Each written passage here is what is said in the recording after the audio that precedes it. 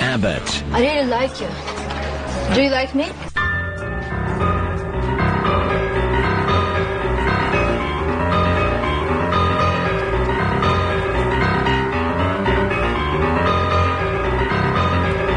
This weekend was not a happy time to be in government. Shot by both sides, the Brown camp wobbled back and forth like the last pin on the bowling alley of public opinion.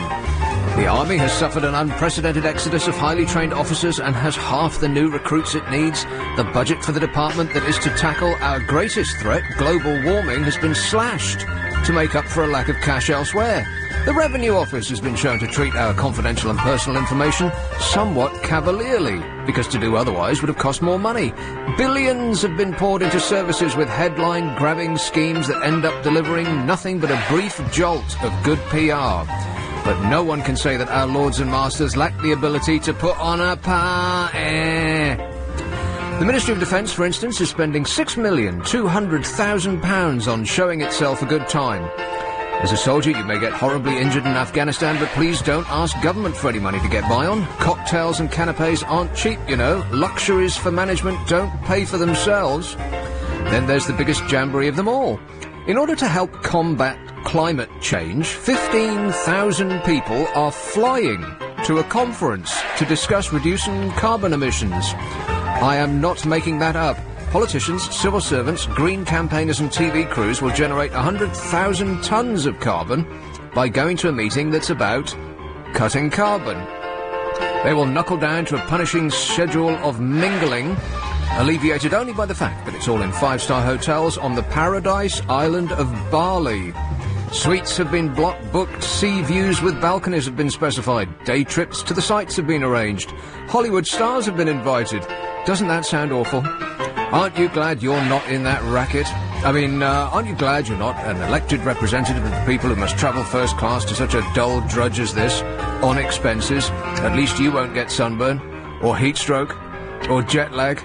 It's a hard life at the top. Cheers, everybody. Hey, every time I look up, it's someone new. Who are you? Know who I am? I can't hear you. Can't you? Sounds like you're talking with your head in a bucket. Oh, sorry about that. Ah, this is what I said beforehand. I always say, check for levels, and you look at me and you nod at me like I'm some sort of dope. And every time... I just come in at very late notice. Still, you're not talking into the microphone. Sort it, Alex. Get it sorted. He had to move. Yeah, I was told I wasn't in Helen's place. Are you hearing that? That sounds dreadful. Yeah, I think it might... There you go. Hang on. Okay, we'll wait. It's not me. I'm not the presenter anyway. It's all live. Take as long as you need. 0845 6060 973. If you'd like to explain to me what on earth is happening on this programme so far. Yes. How's that? Hello?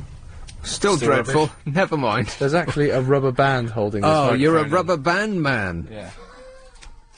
Hey, has anybody been through St Pancras lately? There's oh god, it gets worse. It's his headphones, I've just realised. Well, put them on your head, man. This is like hospital radio. Hey, DJ! Do you want me just to leave? I'll just leave you to... That would be a great idea, yeah. You're not as lovely and delightful as Helen. Who are you? You know who I am. Anyway, Bob's here. You're doing... you've picked up a double shift. You'll be working with Clive a little later on. And Alex is, in effect, doing his tremendous job as always. Well done, Alex. Where would we be without you? Yeah, off the air. St Pancras has caused some consternation in the Evening Standard today because it is an unutterably lovely building from the outside. Inside, on the other hand, not so much. It says here, it was opened by the Queen amid global fanfare of publicity. Even the French admitted that the new St Pancras International was one of the world's finest railway stations. Oh, come off it, they did not. But almost 3 weeks on from the glittering ceremony and 12 days since Eurostar services began operating from the new London terminal, many passengers say they are deeply disappointed by the standard of facilities. Although much of the hype is centred on the champagne bar, which I am still to visit. Well, you wouldn't go there just to have a drink, would you? You'd be in a train station. The world's longest champagne bar, that is. Passengers complain that more basic service is not up to scratch. Survey for the Evening Standard has revealed a catalogue of failings which threatens to undermine St Pancras' claim to be Europe's destination station. 12 out of the 44 planned shops, cafes and bars on the station are open. Well, you know, you can't really have a go at them for that, because that's just dependent on how quickly the various shops can get their act together, or how quickly they can sell them. So we'll skip over that part. Building work still being carried out on 11 locations in and around the station. As is always the way, doesn't matter what the opening date for anything is, it'll never be ready on time. There's no cash machines in the station. Well, that is a problem. And suggests a lack of foresight on their part. The nearest is more than a 5-minute walk away to King's Cross, and between King's Cross and St Pancras you'll be relieved of all of your money by someone who will offer to stab you. Lavatory facilities are inadequate, very serious indeed, although free of charge. I bet they changed that. There are just 10 female cubicles, one of which was out of order. You're out of order. 11 male cubicles and 14 urinals to cover the whole station. Blimey. Sinks in lavatories are badly designed so that the taps splash water onto the surrounding surfaces. Often you think that when you use something, when you sit in a chair, for instance, or you use a tap with a sink, you think that the person who's designed this is someone who's never actually seen what they're designing. They have no idea how the human being sits down. How many chairs have you sat in that are deeply, awfully uncomfortable? And you think, who on earth, what kind of a nutter designed this? And then what sort of a company said, oh yeah, that's a good idea, we'll build that for you. It seems perfectly simple to me how you'd make a chair, but it's beyond the wit of many chair designers. Taps and sinks, the same. You turn a tap on, and you have the embarrassment of it being splashed all over your crutch, which looks like you're unable to control yourself. But it's not your fault, it's the dope who put the tap into the sink, right? And so, the company that installed all of these, they just must have liked it in a catalogue. They didn't actually go to check how, which is actually a very, this is a salient point about buying sinks. You go to a sink shop. How many times have you been to a sink shop, Bob? Never. Well, I'll explain it to you then. You go to a sink shop, and you see them nailed to the wall, and you think, oh, that looks nice, I'll have one of those. But you have no way of knowing how it actually behaves underwater, because they're not plumbed in. So you that's true. So you have to guess. Similarly with a shower, you can go and look at a shower, and I stayed in a hotel just recently. It had one of these. You go in a box and you get shot by all sides. You know, one of these things that you got one from directly above, and one like 6 from the side, and there's actually none in the floor shooting. Sorry, upwards. what are we talking about here? Showers. Are you listening to this show? Yes, no, I am. I was just one from the side and one from the top. What's that all about? Showers. Showers? Man. What, one from the side? Yeah, you know showers. You get in like one of these super duper full-on showers that doesn't just come from. It doesn't squirt at you from one faucet. I've never heard of this before. It has a multitude. Oh, blimey, mate! You want to get out more? It has a multitude of shower heads, all pointing at you from different directions. I do live in a bedsit. So is it like a car wash, then? Exactly right, yes, without the fluffy buffers. I want the fluffy buffers. Yeah, I'd like to be fluffy buffed. But they're rubbish, because they look fantastic. You think, blimey, that's a James Bond shower, if ever I saw one, and you get into it, and it's terrible, but you'll never know it until you've spent $3 on it and had it nailed to your own wall and had a pipe stuck up it. You can only assume that it's great by looking at it without unoperative, in an unoperative manner in the showroom. You think, wow, fantastic, wouldn't that be great to be blasted from that angle? But it will be very off-putting. Because you'd be concentrating sort of like on your, on your head or something, and then there'd be a jet getting you somewhere else. Well, exactly right. It's actually quite painful. I can imagine. Not to be recommended, but you don't know that until you've spent money on it. It's because when you go to buy a sink or a shower, they don't have water coming out of them, so you can't see how they react in real life, which must have been a problem when. But if I was going to buy, I don't know how many sinks they've got in this place, say 100 sinks, you'd think you'd test out one of them. You think you'd insist, if you're going to be spending that kind of money, that they'd actually plumb one in for you, just so you can see whether it's going to spill water all over your crutch, right? Because it will make everyone who travels from London look like they're incontinent. And what's that telling our French neighbours? Well, they already know we drink a lot, so they probably won't be surprised. There are no bike racks available, despite the fact that they're trying to persuade us all to go on bikes. There's limited seating available on the concourse, only 40 seats by the domestic platforms. The Eurostar Travel Centre, 3 computer terminals and 3 hot phones to book tickets, not working. And it just goes on and on and on. So if anybody's actually gone through this, I'd like to know if they're just nitpicking or whether it is actually a giant disaster. I saw the first of a series of programmes that the BBC did about the making of this station. And I think the programme's called something like the £800 million railway station, something like that. And I was, I recorded the series so far, and I went back to the beginning just last night. And I'll tell you more about that in just a minute, because we have come up to the point at which I must say it's 7:15. 0845 6060 973. Nick Abbott. Well, let's get back to it. So there's this major new, well, I suppose major is not really accurate, but there's a new series of programmes about the building of this St Pancras station, which is on the BBC. Not so new anymore. I think they've had about a week or so of them so far. And I caught up with it the other night. I thought, great, it's one of these programmes that I really enjoy. Stuff is precisely the sort of thing that the BBC should be making. It's about architecture. I like that. I'm interested in, you know, building big projects like this. It's just the sort of thing they fill the Discovery Channel with. And I thought, great.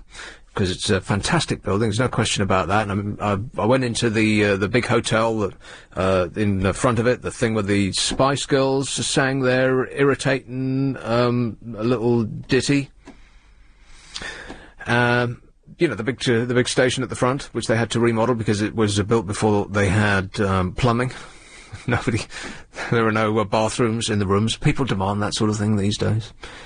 And so, great, I thought I'll sit down, I'll watch this, but instead of it being about the building of this, or the refurbishment of this tremendous railway station, one of the jewels in our architectural crown in London, it wasn't about that at all. It was like another bloomin' fly-on-the-wall, stupid reality show about the nutters who are building it, and they made them look absolutely crazy. I mean, people crying on the phone and screaming. Each and every person who appeared to be responsible for this building looked like the kind of nutter that would sit next to you on the tube and start talking.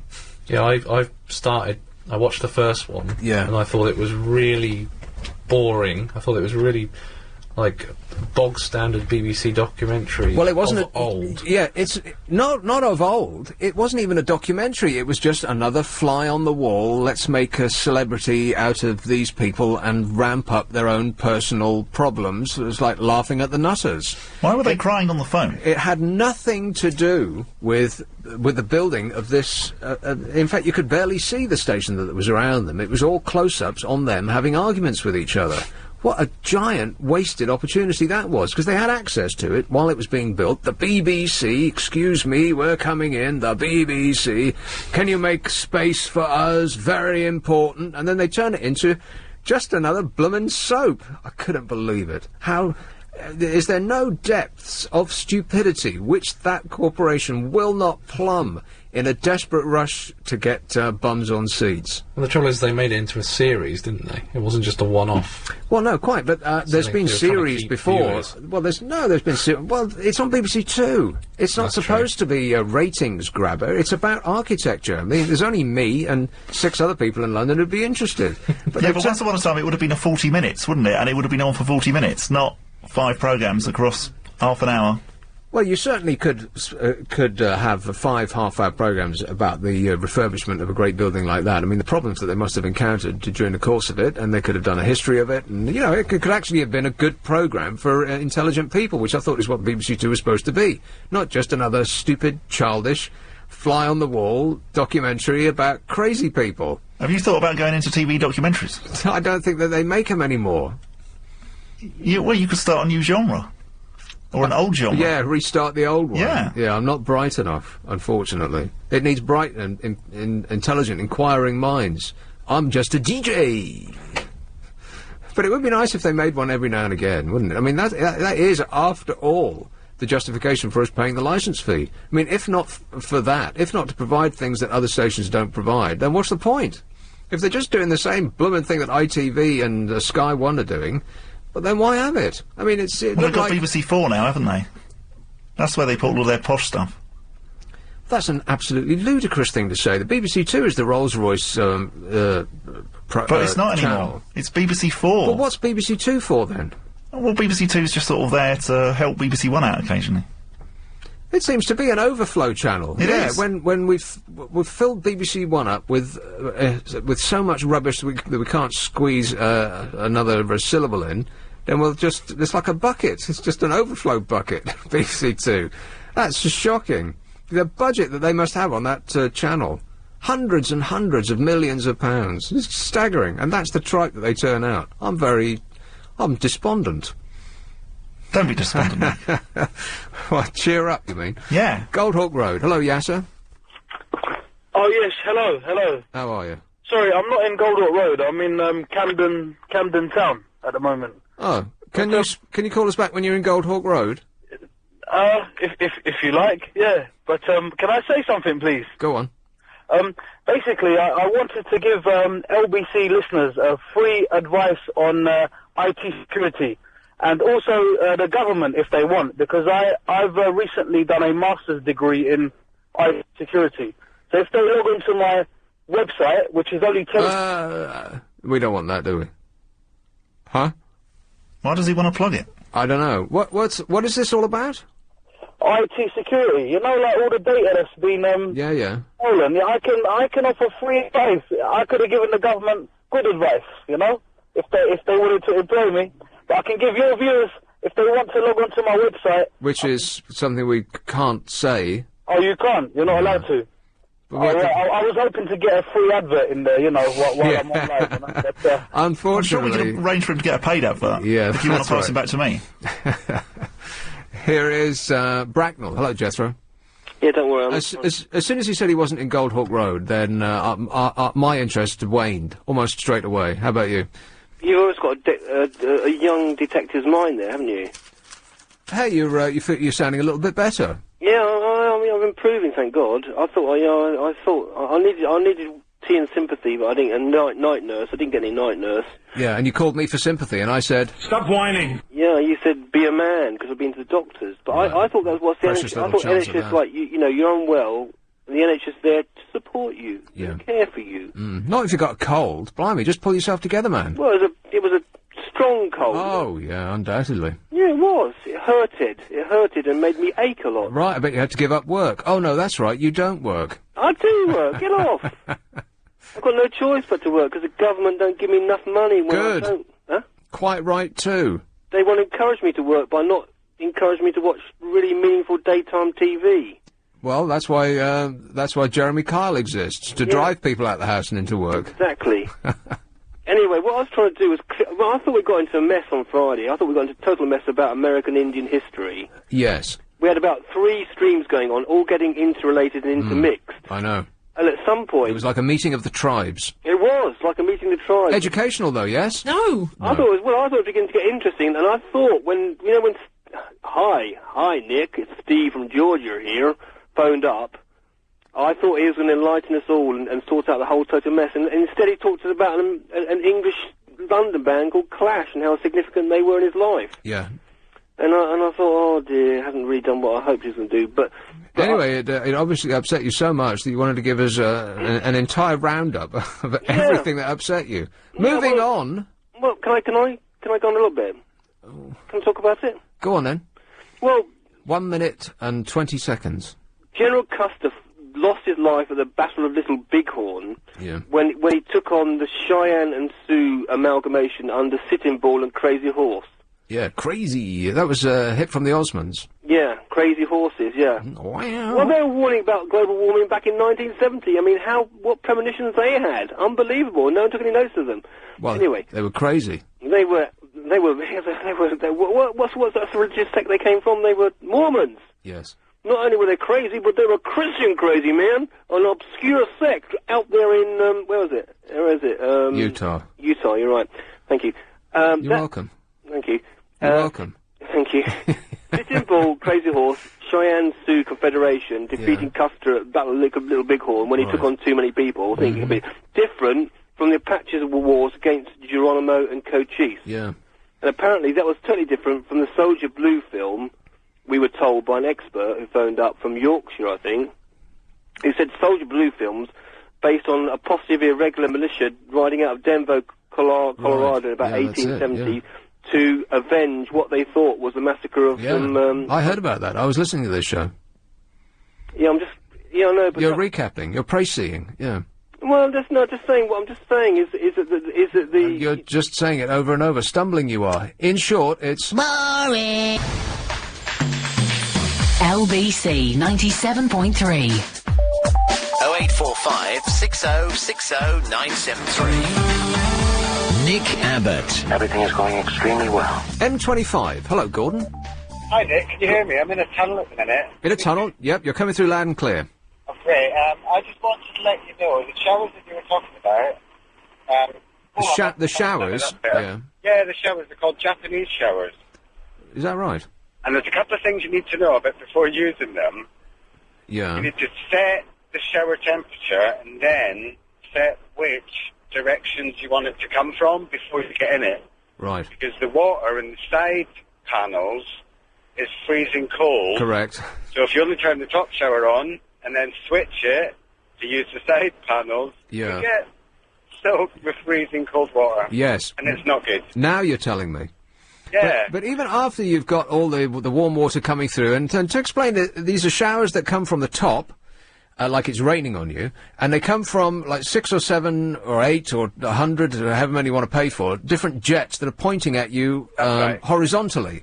It's usually four columns with about 6 jets in each column. Yes, that's right. And it looks like the most fantastic thing when it's switched off. When it's switched on and you walk into it, it's one of the most painful and surprising experiences you'll ever have in your life. Because all of your most temperature. Huh? You're not supposed to have it at boiling temperature. It's not the temperature of it, man. It's the direction of the jets.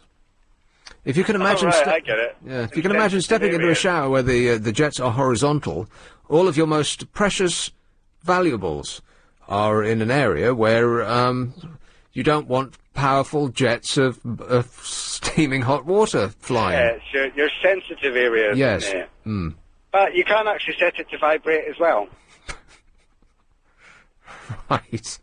I'd like to turn it off. I'll just turn it off. Okay. Thanks a lot, Gordon. All right, cheers, bye. I should have asked him how the M25 is, but he'll probably get upset and... Might be alright if you were a girl. So sorry. It's, he's just breaking himself in, working here. You've only been here how long? Sort of 9 years. Right. 13 years off and on. You'll get it eventually. Yeah.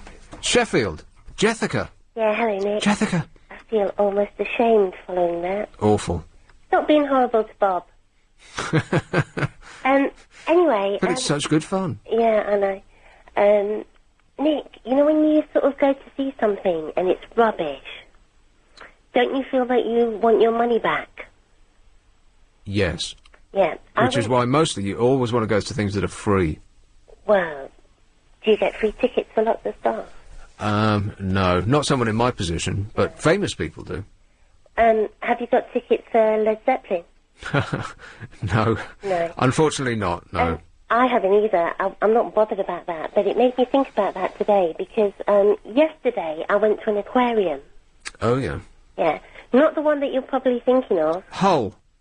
No, it was in London. Oh. There's a very famous one, and then there's one in Dulwich.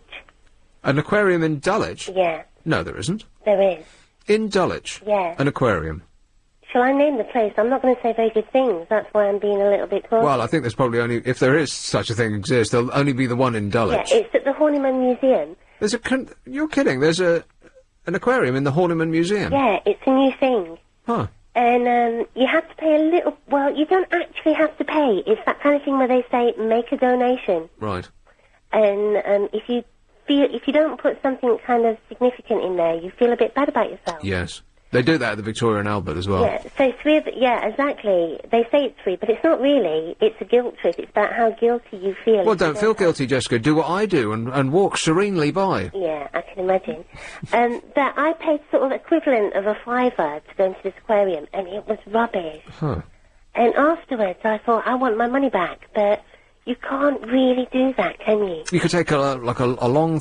presumably it's in a big box with a slit at the top where you post your pounds, right? Well, I think they'd make an effort. I mean, you know, they've made a bit of an effort, but not much. We didn't really see any fish. No, where you put your money. It's in a big Perspex box. Oh, absolutely, so that you can see other people's money in there. Exactly.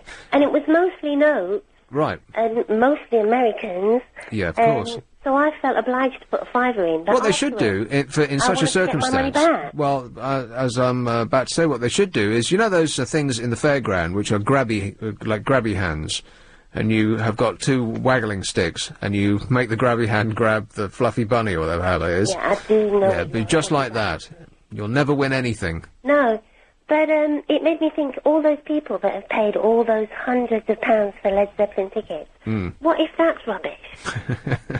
You know, I think much as when you crash a car and the person's not insured who's crashed into you, you've got a central fund where they give you compensation. Do they? Yeah. Yeah, if you crash into a car, if someone crashes into you and it's not insured, right, there is a central government fund that pays you, out. So you're not out of pocket. Not very much, though, I bet. Well, I don't know, but I think that the same thing should be applied to theatres, plays, films. Well, what was wrong with movies. What was wrong with the horny man tank? Yeah, there were no. Well, I think there was no fish. There, oh well, that was their first problem. Anything, and it's very disappointing. Right. And afterwards, I sort of did say, "Where are the fish?" And they said, "We can't guarantee that they'll show up because it's nature." But that cost me a fiver.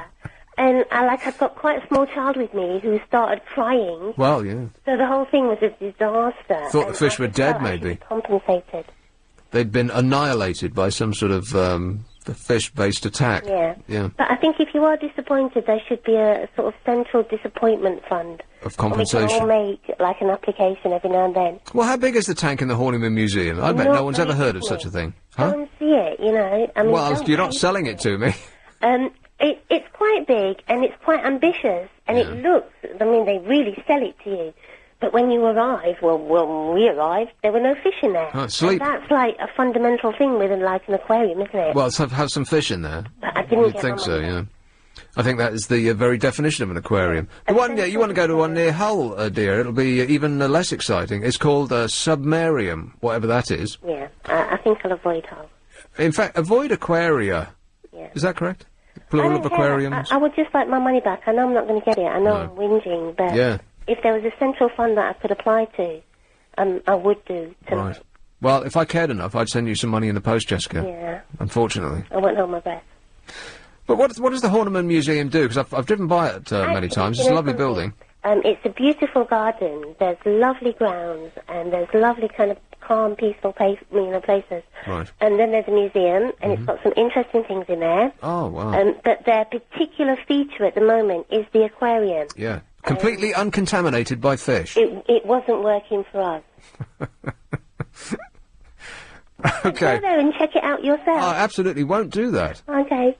Thanks for giving us the warning, Jessica. You're welcome. All right, cheers, my dear. In short... Stop whining! Here is, it's Mr. Lister. Oh, good evening, Nick. Philip. So the fish have had their chips, have they?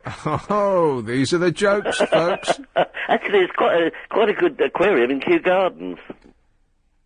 No. Underneath the, as you go in the hothouse. Yes. It's quite good down there. Not really, no. Oh, all right. I've got a couple of things I wanted to speak to you tonight about, Nick. First of all, I was in Croydon today, and this tram came along, completely painted with Simpson characters. Oh, blimey, is the movie coming out on DVD? Yeah. Don't buy it, everybody, unless they're advertising with us, in which case it's the biggest laugh fest ever. No laughs at all. It was all over the tram, the windows and everything. Really? I didn't get on it because it was going to Wimbledon and I didn't want the Wimbledon. Well, I would just refuse on principle. So I said, I thought, I wonder how much it costs, so I phoned them up. And the woman who answered, very helpful, she said, well, I can't give the actual figures, she said, but a few years ago, when we had some other trams done, it was £60,000 for a year. Huh. Well, do you have to get it for a year? Yeah, that's what she told me. She said 60, it's probably gone up to about 100,000 now. But, I mean, can you imagine LBC should have a tram with the pictures of all the presenters on it? And where do the trams go? Well, there's several lines, but the main line is from New Addington to Wimbledon. There are several branch lines. There's a loop in Croydon. You'll have to come to Croydon, Nick, and see the trams. Yeah, I'll pencil it down straight after I go and see the aquarium in the Holiday Museum. Yeah, very good. The other thing was, Nick, I decided I wanted some ice cream today. Well, you would. So I bought one of these ice cream cakes. Can I say the name? Was it Walls? I don't know who makes it. it's called Viennetta. It's 25 years, so it said I might have won £100,000. Well, let me shorten this for you, Philip. You haven't won £100,000. No, but I had a lot of fun, because when I opened it, they said, no, you haven't won, and they're tying it in with family fortunes.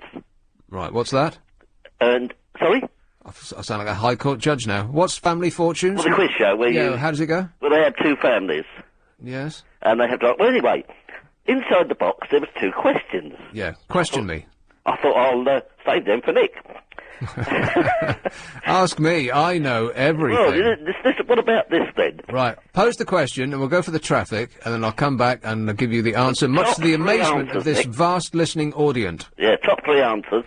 Right. Name a way you might know you were becoming a werewolf. That was one of the And this is, is for what? To win how much? £100,000. £100,000? Yeah, I haven't won it, but they had these questions there, just I suppose to, as a consolation, give you a laugh. Top ways?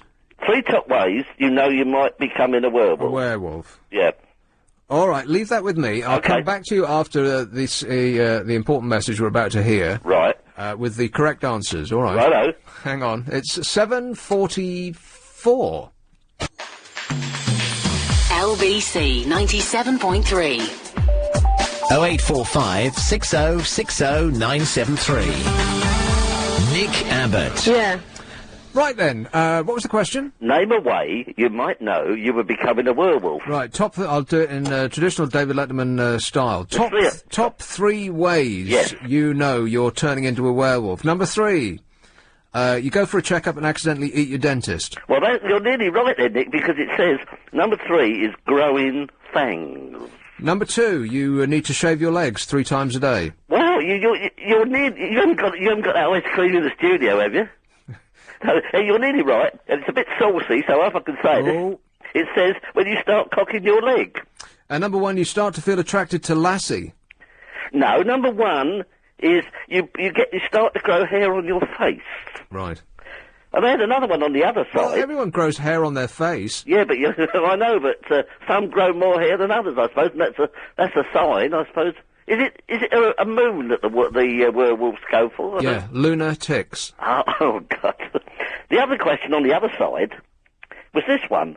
Name a form of transport you'd be surprised to see the Queen using. What was the top answer? Name a form of transport you'd be surprised to see the Queen using. Well, people would have said the bus. You're right, you've got it right. You've got ice cream in the studio. What's the second one? Are these Londoners? I don't know. I suppose ice cream eaters. Right. A bicycle. Oh, no, that was the third one. There's one in between. It's there, it's one of the 3. Right, a train. No. I think you possibly might have one of these, Nick. A car. No. That's all I've got. How about a skateboard? Oh, yeah, that's right. I travel everywhere by skateboard. I was looking at... That's not a form of transport. That's it just is a form really. of wasting your time. I've seen people with bowler hats going down the street with on... You have not. Oh, yes, I have. I looked at one day and I thought, I don't believe it, but I did. Okay, Maybe it's going to a meeting. Bound to be, yeah. I've got one other quick story to tell you, Nick, from the USA Today, which you may have heard of. Useless Today. Yeah. There was a guy in America, in Reno, Nevada. He attempted to steal a car. And he was foiled when he ran off and ended up in freshly poured concrete. Well, but he wouldn't stop dead as no, that's what I thought. But as like a cartoon. Well, he ran through a construction site. Yeah. So I suppose he thought he was doing a shortcut and, the cement got him. Right. How do you fancy having a butterfly named after you, Nick? I think I would like that. Well, they've had an auction down in Gainesville in Florida, and the top bid was $40,800.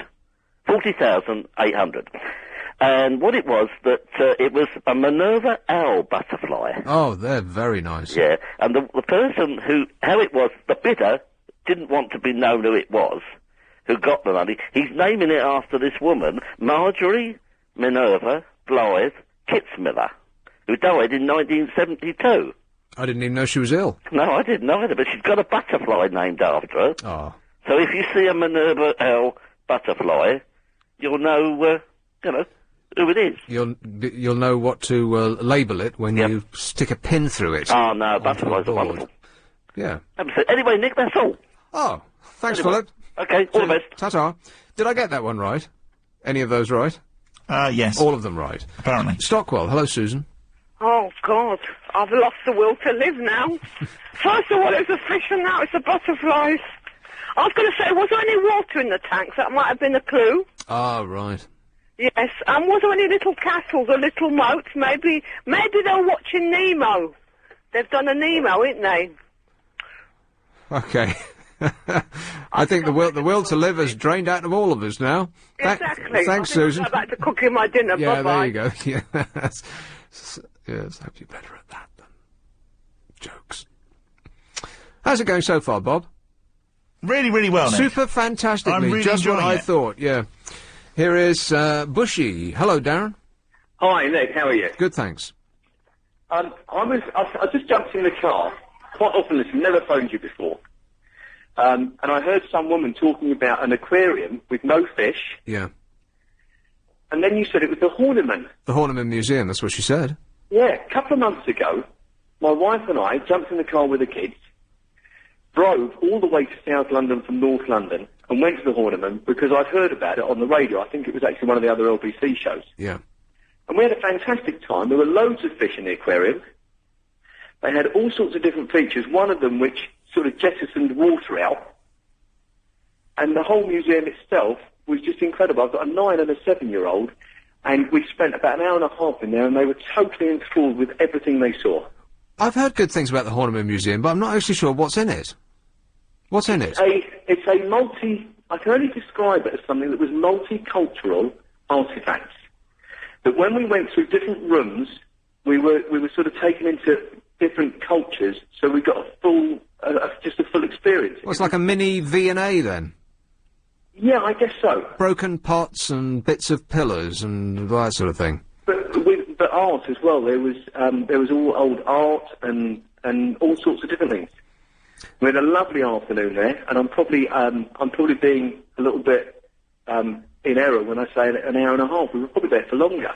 Well, the Horniman is time, and I just didn't want all your listeners, to think that the Horniman was some pile of junk aquarium without any fish. Right. But I see. This is it's like an education. This program, isn't it? No. Yes. Pardon? I had no idea that there was an aquarium in the Horniman Museum. So the Horniman Museum, what is it exactly? Is it some rich man's collection? I had no idea what the background to. I don't know who Horniman was. There must have been someone called Horniman. And I'm not going to pretend. I'm not that well cultured. It was a real adventure for me and my wife and the kids because it's not something we ordinarily do. Of course, that's quite near the Dulwich Picture Gallery as well, which is yes, it is absolutely a fine half-day's entertainment. Dulwich has got no end of good stuff. Yeah. Okay. Well, thanks for putting for bringing balance to the programme, Darren. It's an absolute pleasure, and it's a great show. Thank you. Thank you. Cheers. Well, that's good because I've heard no end of good stuff about the Horniman Museum, and I didn't want to dig a large hole and bury them in it just because of some dead fish or non-existent fish, or they were sleeping or busy somewhere else. Maybe they were on an exchange trip. It's nature. You know, they might have just been doing fish stuff. Oh, please. 845 6060 973. The good thing about the Dulwich Picture Gallery is that it's set in nice grounds and serves cake. So yummy. I don't really like cake. You don't really like cake? No, not really. I prefer a nice bun or something like that. Oh, hot buns? Yeah. Gillingham, Gary. Hello, man. How you doing? I'm all right, thanks. I'm pretty good, yeah. I was about to say, cake. Yeah. How can anybody not like cake? What a ridiculous thing to say. That's pretty crazy. But anyway, yeah, I was calling up to, I think maybe some of your London listeners would be interested to know about something called conditions of carriage on the railway. What's that? What it is when you pay for your ticket, when you pay for your fare, you pay for your journey, and what that entitles you to is basically just to go from A to B. You're not entitled to a seat. You're just paying for your journey to go, say, from where I live, Gillingham to, say, Charing Cross, and that's it. Right. So when people bitch and moan about, quite rightly, about not getting a seat when it's rush hour and there's no space, blah, blah, blah, and all this stuff, when you pay your money, which, to be honest, is quite a lot of money sometimes, yeah. You're not actually paying money to have a seat. You're just paying... To be taken from one place to the other? Yeah. Right. So stop whining if the champagne's warm? Well, no, it's not so much that. It's just that that's what the railway has always peddled for God knows how many years, a thing called the conditions of carriage. Yeah. Read the small print, in other words. Stop moaning that you haven't got a seat. We didn't promise you a seat. Oh, no, I think you should moan, I think, because oh, yeah, absolutely. People pay a lot of money, Yeah. And, travelling on train and bus and stuff is expensive anyway, so... And the service that you get on some trains these days is quite dreadful. I waited at least an hour for my main course the other day. Really? Well, can I... On the very route that you're talking about, Gillingham to Charing Cross. It was dreadful. The service was appalling. Well, that's the glory of Medway, it's a beautiful place. But anyway, I think, to be honest, can I say that, would it be out of order in saying that, people who pay to go, say, on the train, would expect to get to their journey within 5 minutes? Like, say, if their train was due in, say, to Charing Cross at 11:10, would it be out of order to expect to get there within 5 minutes of that? Would it be out of order? No. Yeah. No, of course it wouldn't. But sometimes it is, sometimes it takes 15, 20 minutes, half an hour, an hour. 3 days, yeah. Because of various bits and pieces. There's a light wind out. Well, and the wrong kind of snow that leaves on the line and all that rubbish. Driver can be bothered to show up, that sort of thing. Well, yeah, tell me about it, yeah. Well, like I said, I used to work on the railway, so I know a few stories, so, yeah, let's maybe not go into that, but, yes. But what's the... what point were you driving at? You seem to have... It's like you've run out of batteries. I want to get a new set of double A's and stick them up you. No, not at all, no. I could dig some serious dirt, but, Right. We'll have to leave that for another day, though, eh? Well, maybe so, Yeah, so. we'll put it up on the arrivals board and we'll expect it any moment soon. Thanks a lot, Gary. This is LBC. LBC 97.3. Yeah. 0845 6060 973. Nick Abbott. Right, so what are we doing? I love the story about the woman train announcer. You know the lady that says, "Mind the gap," pronouncing very clearly. This is in the Standard today. The woman whose voice can be heard across the Tube network in her role as the official announcer has been axed after releasing a series of spoof announcements. Emma Clark, for 'tis she, has been the voice of the Tube for 8 years, urging passengers to mind the gap. Don't you think, by the way, that it's incredible that you have to be told to mind the gap? That there is a space so large you have to virtually leap across it between the platform and the train. And if you don't get it right, you'll die. Don't you think that's extraordinary? Anyway, it's not her fault. In a series of spoof messages posted on her website, the 36-year-old married mother of two attacked the transport system, claiming she avoided it at all costs. The parent company of the Tube has made an announcement of its own. A TfL spokesman said some of the spoof announcements are very funny, but Emma is a bit silly to go around slagging off her clients' services. London Underground is sorry to announce that further contracts for Miss Clark are experiencing severe delays. That's in inverted commas, so presumably that's exactly what they said. Hey, a sense of humour! Ms Clark said today that she's very disappointed at TfL's reaction. Speaking from her home in Cheshire, she said, "I don't feel that I've been slagging them off. That was never my intention. It was just a bit of a laugh." I think they've missed the point of what I was trying to do. The voiceover artist and writer put the messages on her website she set up earlier this month after canvassing friends on what they would most like to hear. Amongst them are, "With the passenger pretending to read a paper, but who is actually staring at that woman's chest, please stop. You're not fooling anyone, you filthy pervert." And, "We'd like to remind our American tourist friends that you are almost certainly talking too loudly." It's Elizabeth Smith from Cheddar. hang on. I haven't stopped that. Evening, Nick. And then we didn't get, the you-know-what. Elizabeth.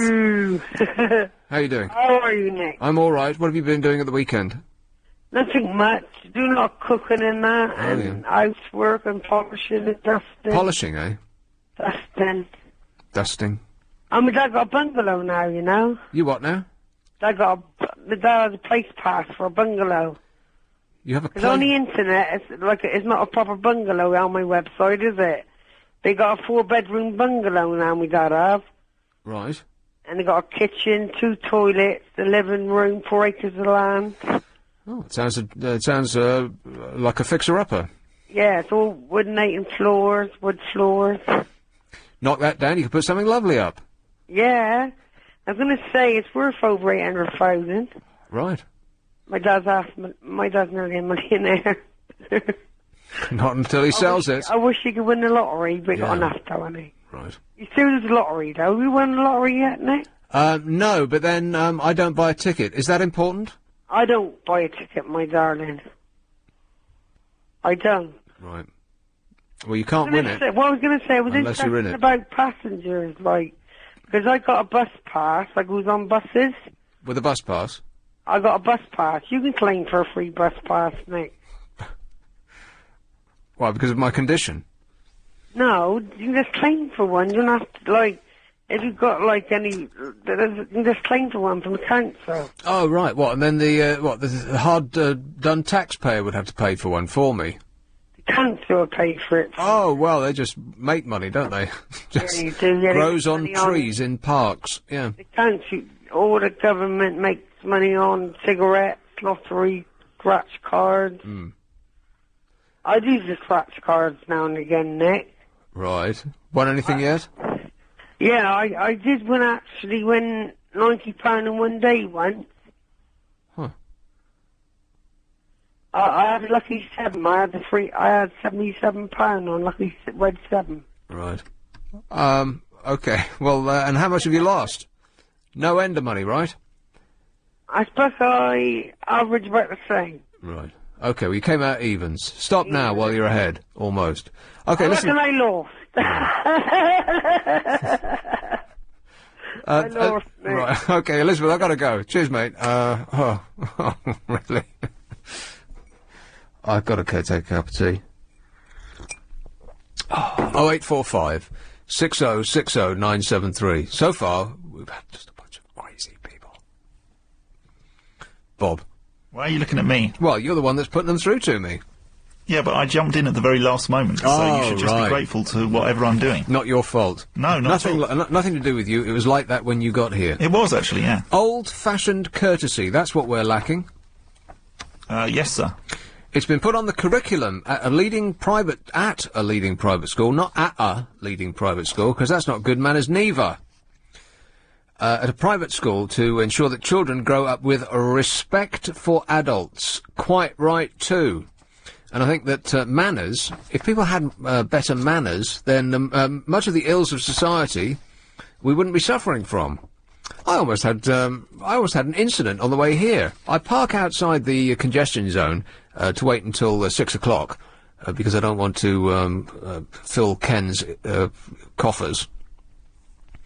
And I was sitting there scribbling away, minding my own affairs. That took forever. And some bloke walked by me, and because I've got the inside light of the car on, and he looks at me, and I sort of see him out the corner of my eye, because his step slowed, and he looked at me, and he stopped, and he came back, and he peered through the window, and I could see him clenching his fist, and I thought, oh God, what's this? Like, I'm just reading and writing in my car, minding my own business. And I thought, oh, blimey, it's going to be an incident. So without putting my seatbelt on, or indeed switching the lights of the car on, I just took off and switched the lights of the car on, straight away. But my first instinct was get the hell out of there as quickly as possible. And that was, that was in salubrious Shepherd's Bush. Can you believe that? Can you believe that something, untoward would happen with crazy people in Shepherd's Bush? Maybe you were parked on his favourite bit of road or something. I've had an argument with people about that as well. Right, that's my space. No, it's not. It's just a car parking space. It's outside my house. Well, it's not yours, mate. I've had someone almost throw themselves on my bonnet to stop me driving up the road. I saw your car. First time I saw it, I thought, ooh, so lovely. That sounded like a double. It did. Extra excited. Yeah. No, it was the other car, the normal one. Oh, right. So, it wasn't any of that. The other car? It was just to stop me going up the particular road at that time. Why? Because I was right at the end of it, and I'd done a turn, and it was a one-way street, so I was going to be going up one-way bit for about, I don't know, 10 yards. Right, and we've all done that, because in order to not have to drive around the entirety of London to get back to where you wanted to be, right? It's a one-way system. They're another evil way in which they're trying to make the lives of people who drive cars a nightmare. And it was a quiet residential road, and it was, off-peak times, so there was nobody about. And this couple were walking along, and the woman just ran out in front of my car and went, "Ah!" put her arms out and started waving them. And I just said, "What are you doing?" And she said, "They're fed up of people driving the wrong way up this street."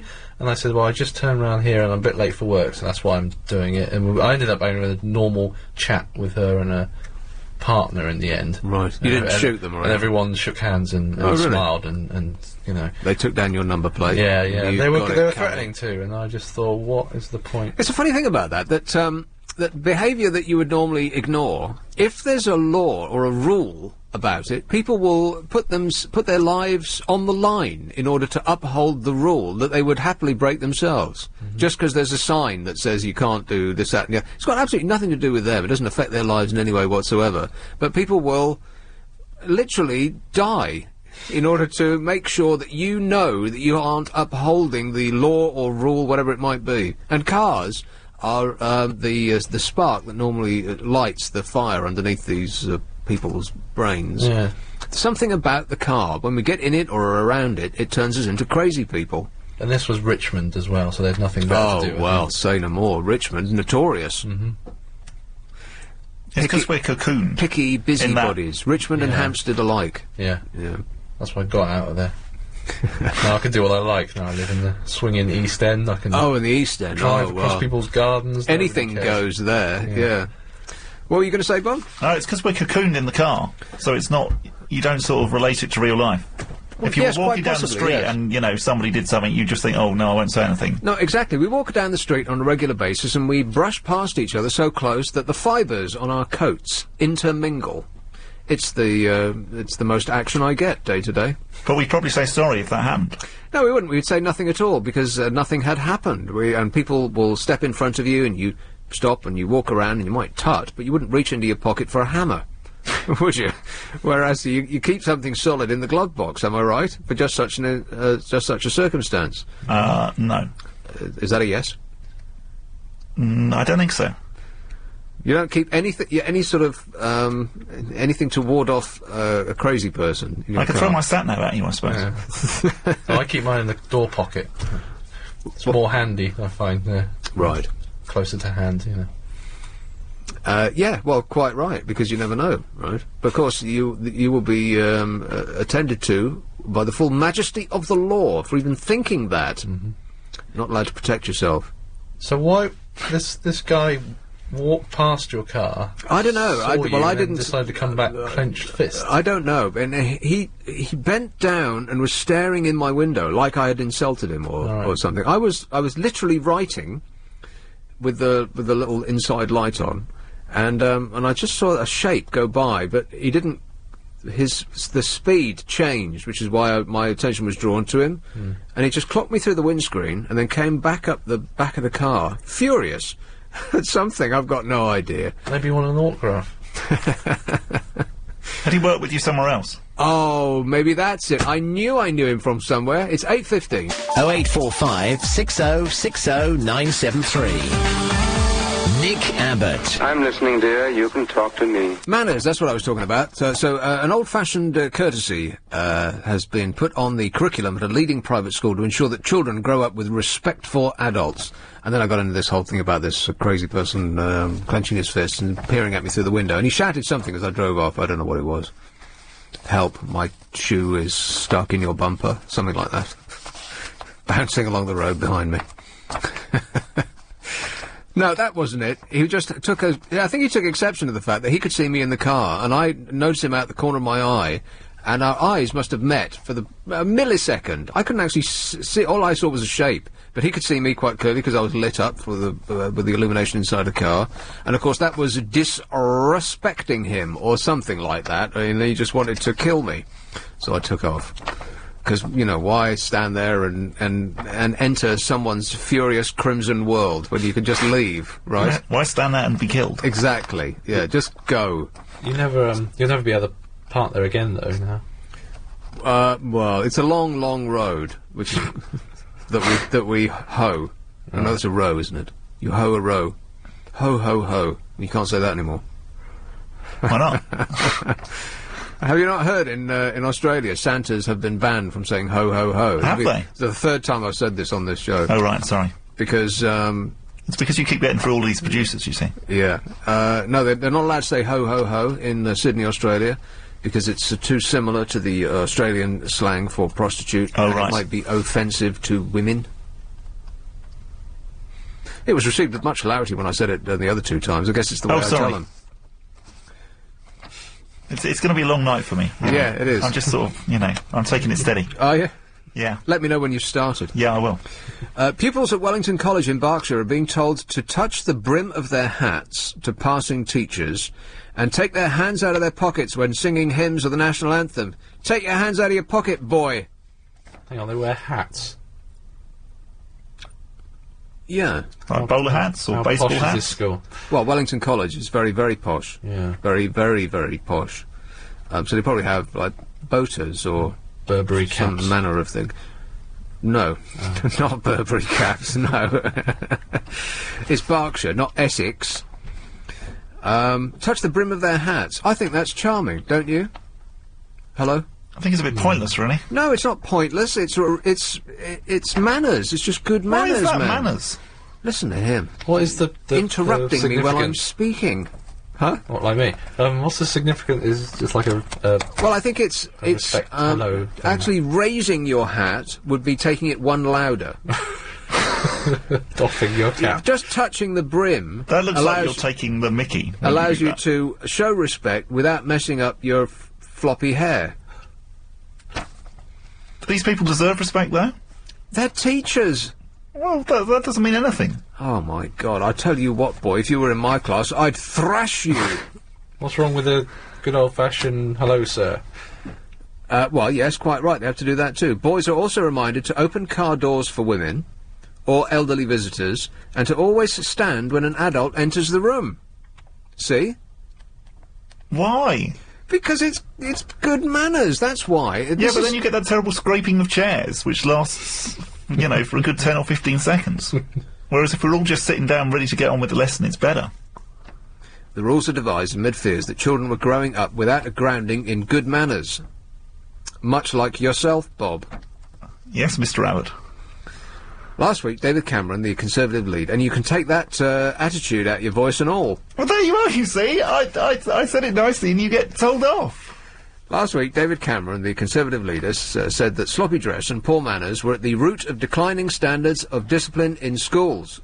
Correct. I saw today that the Blazers are back, and they're saying that Blazers are back in ever greater numbers because children themselves are insisting upon it. They say that it makes them look smarter. Innit? That seems unlikely, surely. But sweatshirts are out, blazers with piping around the lapel, in. You can put that on your in list. Okay. We'll make an in-out list. We'll make an in-out list for the year. I'll do it on my very last show. In and out. An in-out list. I won't be here. Won't that be exciting? No. I thought, shall I do it? Oh, I've done it a couple of times already. Anthony Selden, Master of Wellington, said, it's essential that we treat each other with respect, whether that's the person who cleans the boarders' rooms or the head. And I do think that a lot of society's ills would be cured if people were just more polite to each other. Not polite as in this insane overreaction to any perceived lack of respect that causes somebody to die in London on a weekly basis because some teenager thinks that you've looked at my bird or whatever it might be, or you're just looking at them. You happen to glance at them like that crazy person that almost killed me in the car on the way here today. Oh, what you looking at? And all that craziness. Not that kind of respect. Actual old-fashioned respect. Do I sound about 100 years old? Yes. Well, that's because society doesn't value respect anymore, and if it did, it would be a much pleasanter place to be. Am I right? No. See me after class. I can't. I've got to produce Clive. The school, well, I'll give him full notes about your behaviour, that's for sure. You just wait till your master gets in.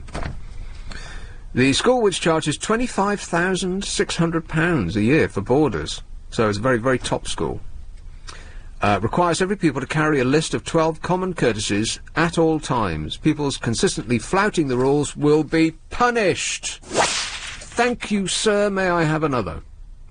In brief... Be polite! Here is London Colney. Mandy. Nick. I never realized how happy you made me, oh man. Hiya. Hello.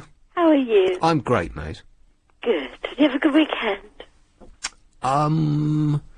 Worked Mm. and watched TV.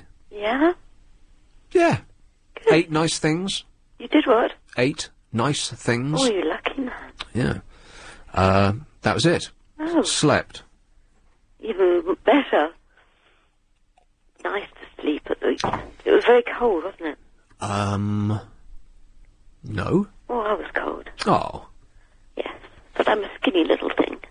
Well, you want to eat something, I dear? I do. I have a man in my life. Anyone you know?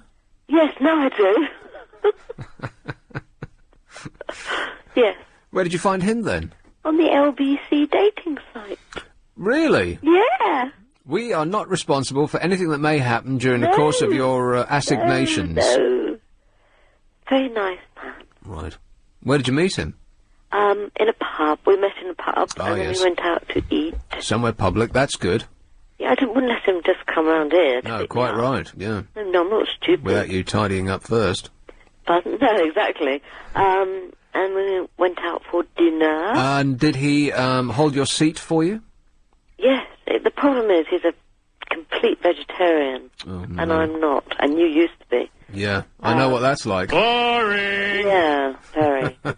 Very. The depth of flavour that I missed for 20 years is extraordinary. There's a whole thing out there that I hadn't experienced. It's called taste. Yeah. I mean, he eats that. I don't eat it, but that corn, is it? Oh. Ugh. Yeah, that's great. It's even worse coming back up than it is going down. It looks disgusting. And what is it, by the way? Some sort of space food? What is it made out Yeah, of? isn't it? No, it's not. I think it's mushrooms. Oh, is it?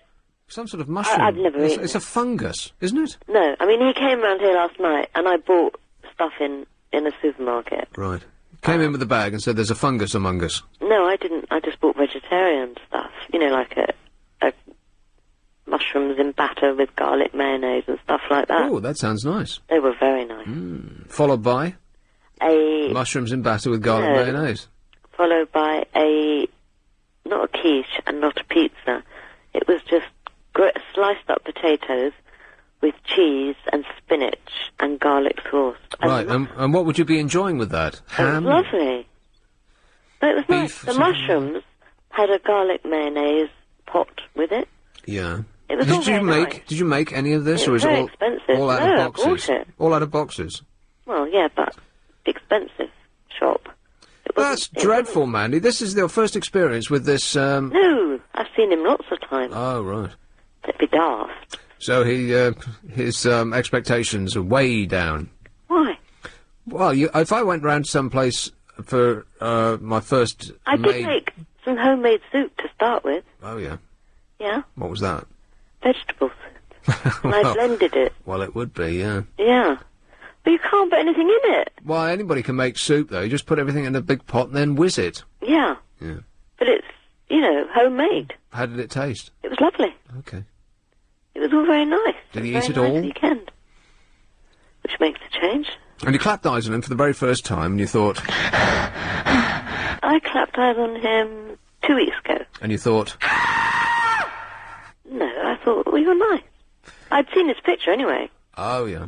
On the internet. And was it taken at any time in the previous decade? It wasn't that up to date, but he didn't change that much, but then mine isn't either. Right. So I couldn't be too critical. Everybody's lying on the internet. Nobody is who they say they are. No, he's who he says he is, and I'm who I say I am. I say I'm a 56-year-old woman called Ethel. Oh, are you? And you get a lot of response? Oh, you wouldn't believe it. Really?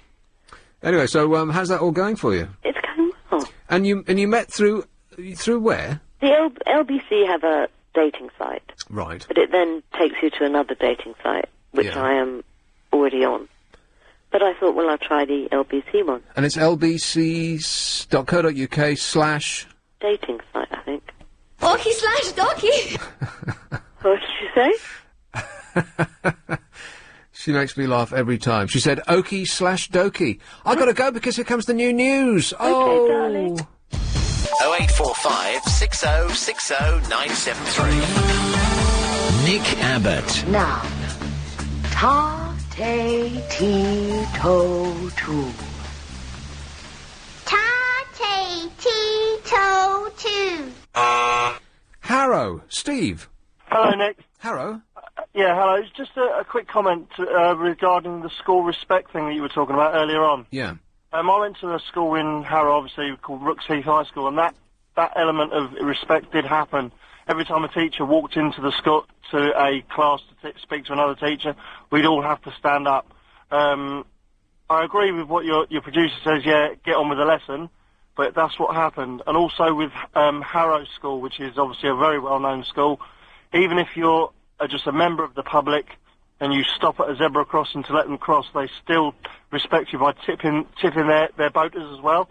I just thought I'd make that comment for you, to be honest, tonight. And you know what? It's spreading just a little bit of happiness, isn't it? It might your initial reaction if somebody tips their hat at you, some kid in a blazer and a boater, your initial reaction might be, well, that's a bit silly, but then you get a warm glow of, oh yeah, that's actually quite nice.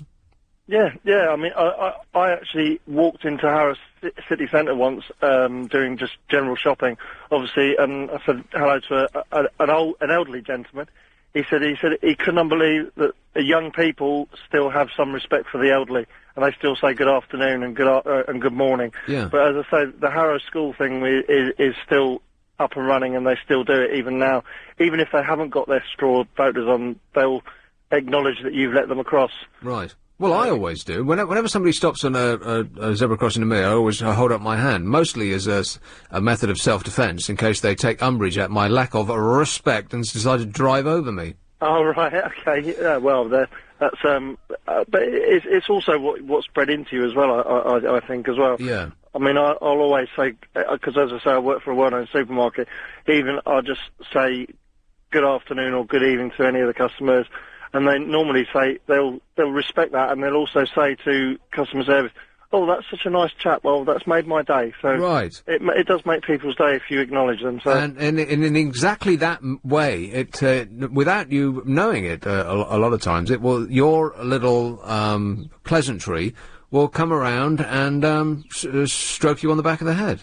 it will. Yeah. And as I say, and the customers that you do talk to, they will 9 times out of 10, they'll come back thinking, well, obviously if there's one person, there must be a few more in there, and they'll come back and do their shopping again. So it does. It's what's bred into you by your parents. It all stems from parents, I guess. Yeah, I blame the parents, exactly. All right, thanks a lot, Steve. Great show, Nick. Thank you Cheers. very much. Thank No, you. he's absolutely right about that. It might seem a bit silly, and we're a bit fast forward as a society now. We haven't got time for any of that rubbish. But you know what? And it does. And when I do start talking about this, I do sound like my parents or anybody's parents, really. You know, it were grand when I were a lad. But we used to get. I haven't really got anything to go with this, but we used to get thrashed to sleep if we didn't, you know, respect our elders and count ourselves lucky. But that's what is actually missing from society, I think, is it's not respect, it's not this sort of phony teenage respect thing. It's just manners, innit?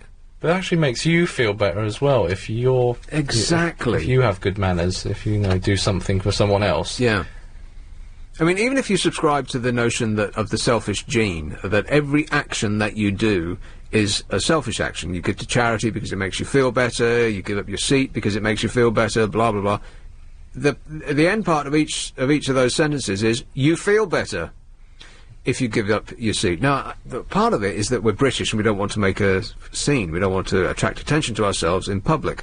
And so if somebody says hello, we'll be a bit shocked by that. You know, somebody we don't know, somebody walks in, into one of the supermarkets actually has people I don't know if this is in America or if this has come here. I think it might be here.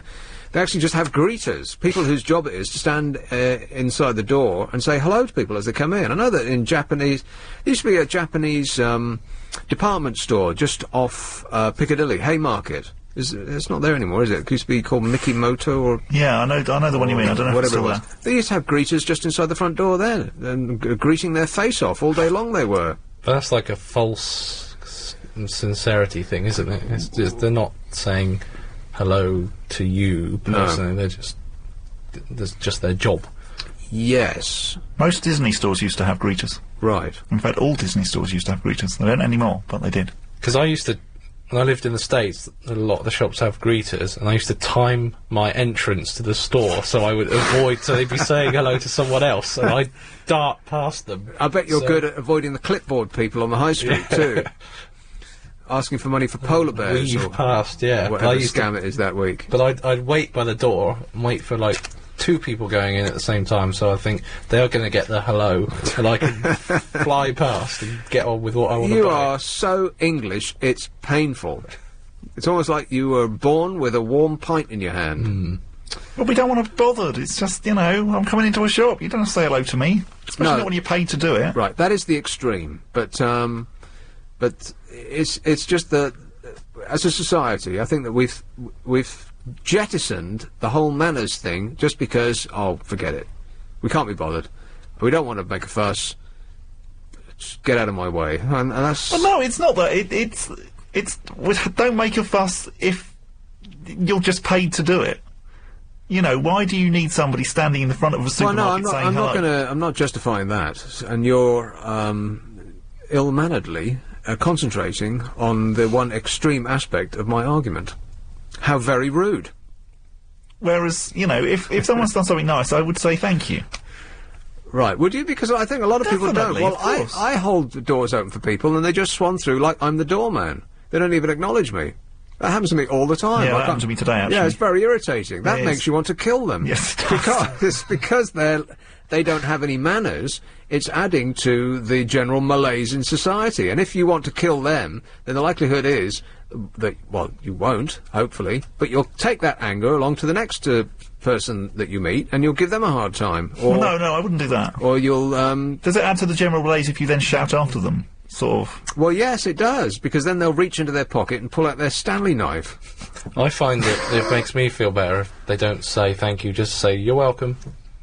Well, yeah, but then equally they could start spraying machine gun fire around still because gonna that stand is disrespecting them. I haven't had it yet. I've just had bemused Well, looks. you're a 7-foot-tall person who could be mistaken for the Yeti. I, on the other hand, microscopic, weedy person.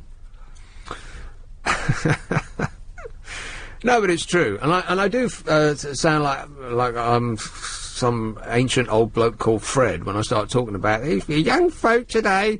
But it's not just the young folk. In fact, that hasn't got anything to do with it. It's just people. It's ignorance, is what it is.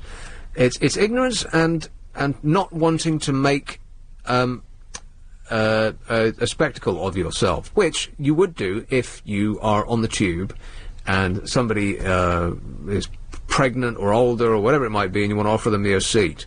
How many times have you been in that position but you don't want to do it because the place is packed and whoever does that is going to be stared at? You're the person that just made an incident. I saw somebody do it the other day and I was quite impressed, and so I did probably stare at them actually. Yeah. I think they had a bit of a mohawk thing going on as well. Oh, right. And I thought, you really don't look like somebody who'd do that. No, quite. I think a lot of people are worried about, you know, if they get turned down.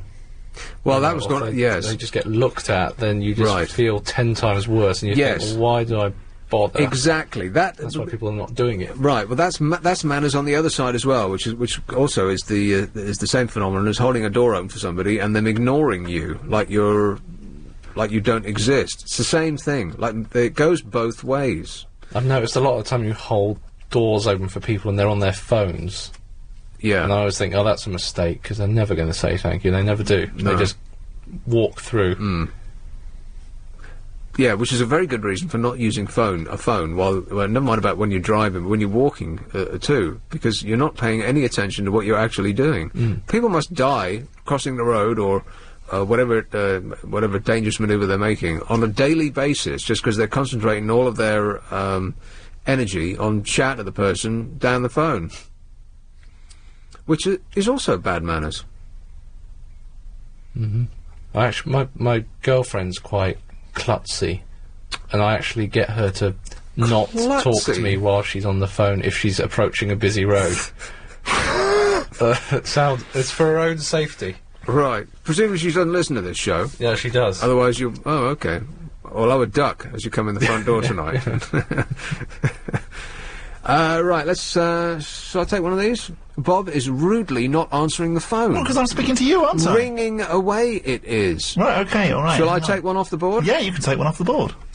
What a mood he's in tonight. Here is Horace Hill. Hello, Jill. Oh, hi. I didn't realise I was straight on. Hey, Jill. You were talking about... sorry, I just turned my radio off. You were talking about being polite, and especially for a pregnant woman. Yeah. I couldn't believe it. Right, about 4 months ago, it was, you know how packed the commuter trains are now, and people were cramming down the aisles right down to the middle, so there wasn't any room anywhere, and there was this... I swear to God, she was the most pregnant woman I'd ever seen, and she was in the middle, and I had to sort of lean past someone to see how pregnant she was, because, you know, when you do a double take, you think, bloody hell, oops. Sorry. That's all right. You know, how pregnant is that woman? She looks like she can draw. And she was standing all the way, and no one, people were like looking, her belly was right in front of their faces. Anyway, I called through a row of, I think, 6 people and said, could somebody please give that pregnant woman a seat? Good for you. I swear to God, 6 men jumped up. Really? It was, oh God, and then some people applauded, but... Each and every one of them dying a little inside, I bet. Yeah, but then the best one for me was, I thought, all right, I'll be polite. Again, a couple of months later. And, it wasn't on a crowded train, but this woman got on, and, she was, I thought, evidently pregnant. And, I said, would you like a seat? And she was quite young. Maybe about sort of 22, 23, and she turned around to me and she said, do I look like I'm pregnant? Really loud. And my jaw dropped open, and I was just about, when I got my breath back, I was just about to say, well, yeah, but thinking, oh oh my God, is this woman just fat? What have I done? You know. Well, I've actually done that before. Somebody at a previous radio station, a girl that I hadn't seen in a long time, she came in and I said, "Oh, when's it due?" Touching her stomach, and the look of horror on her face when she said, "I'm not pregnant." Oh no, was that genuine? Oh yeah, that actually happened to me. Yeah, and there's no way of getting back from that. You just have to take it. This woman she was a classic because her timing, she could have been a comedian because her timing was perfect. And in between the sort of me trying to get my breath back and my words to say, so sorry, she turned around to her friend and she said, oh, how kind of you. Yeah, I actually am pregnant. I'm not just fat. Oh my God. And then we all laughed. I'm going to make you Minister for Manners. Thanks a lot, G. 97.3. 0845 6060 973. Nick Abbott. I just want to tell you all how happy I am to be back in the studio. Making a radio show again. Here is West Hampstead. Hello, Nicola. Hello. Nicola. Yes. I just wanted to say about being more polite, you know, in shops. Yeah. And that. Not John Lewis, Waitrose in Finchley Road, they've recently refurbished it and expanded it. And actually, they've recently closed it down because I think health and safety, because they're still doing repairs and, you know, trying to finish it off and everything. Yeah. And I noticed when I went there a couple of weeks ago that, you know, this "can I help you" and all this being more friendly, more helpful right. in Waitrose. And I think it's a good idea because you've got, you know, families with children, they want help with this and that, you know, carrying or have you got this, or disabled or older people, just generally, you know, you're not sure. You feel like, oh, I can ask them, or, you know, maybe I'll look around 3 times to see if I can find something. And so I think it's a good idea, and then it might make people, you know, be more polite, you know, generally outside and in the streets if you need support or help for something or other. It rubs off, yeah. You spread a little. It's like you hand the baton of politeness around. That's you right, brighten someone's life just for a millisecond, and it might be the nice thing that it's like the butterfly's wings. You know, a little bit of niceness can prevent the next world war. Exactly. Just by being nicer in Waitrose. Yeah, or on the bus or something. Yeah. But I think, but I don't know why they're improving the policy of it in Waitrose. There must be some idea either from America or Japan or something. I mean, I'm involved in Buddhism, Nichiren Daishonin's Buddhism, and they're very much like that, and, you know, trying to put that across, and so I'm making more of an effort. And well, I think Waitrose are in a big push for expansion now, aren't they? They're going to open up, or at least John Lewis is. They're going to open up many, many more stores, and they're charging ahead, that department. Mind you, charging the prices that Waitrose do, you'd expect them to be polite. You expect them to take their jackets off and have you walk on them. That's one way of looking at it. All right, thanks a lot, Nicola. Okay, thank you. Ta-ra. Bye-bye. It's Barnsley. Hi, Louise. Hi, Nick. How are you?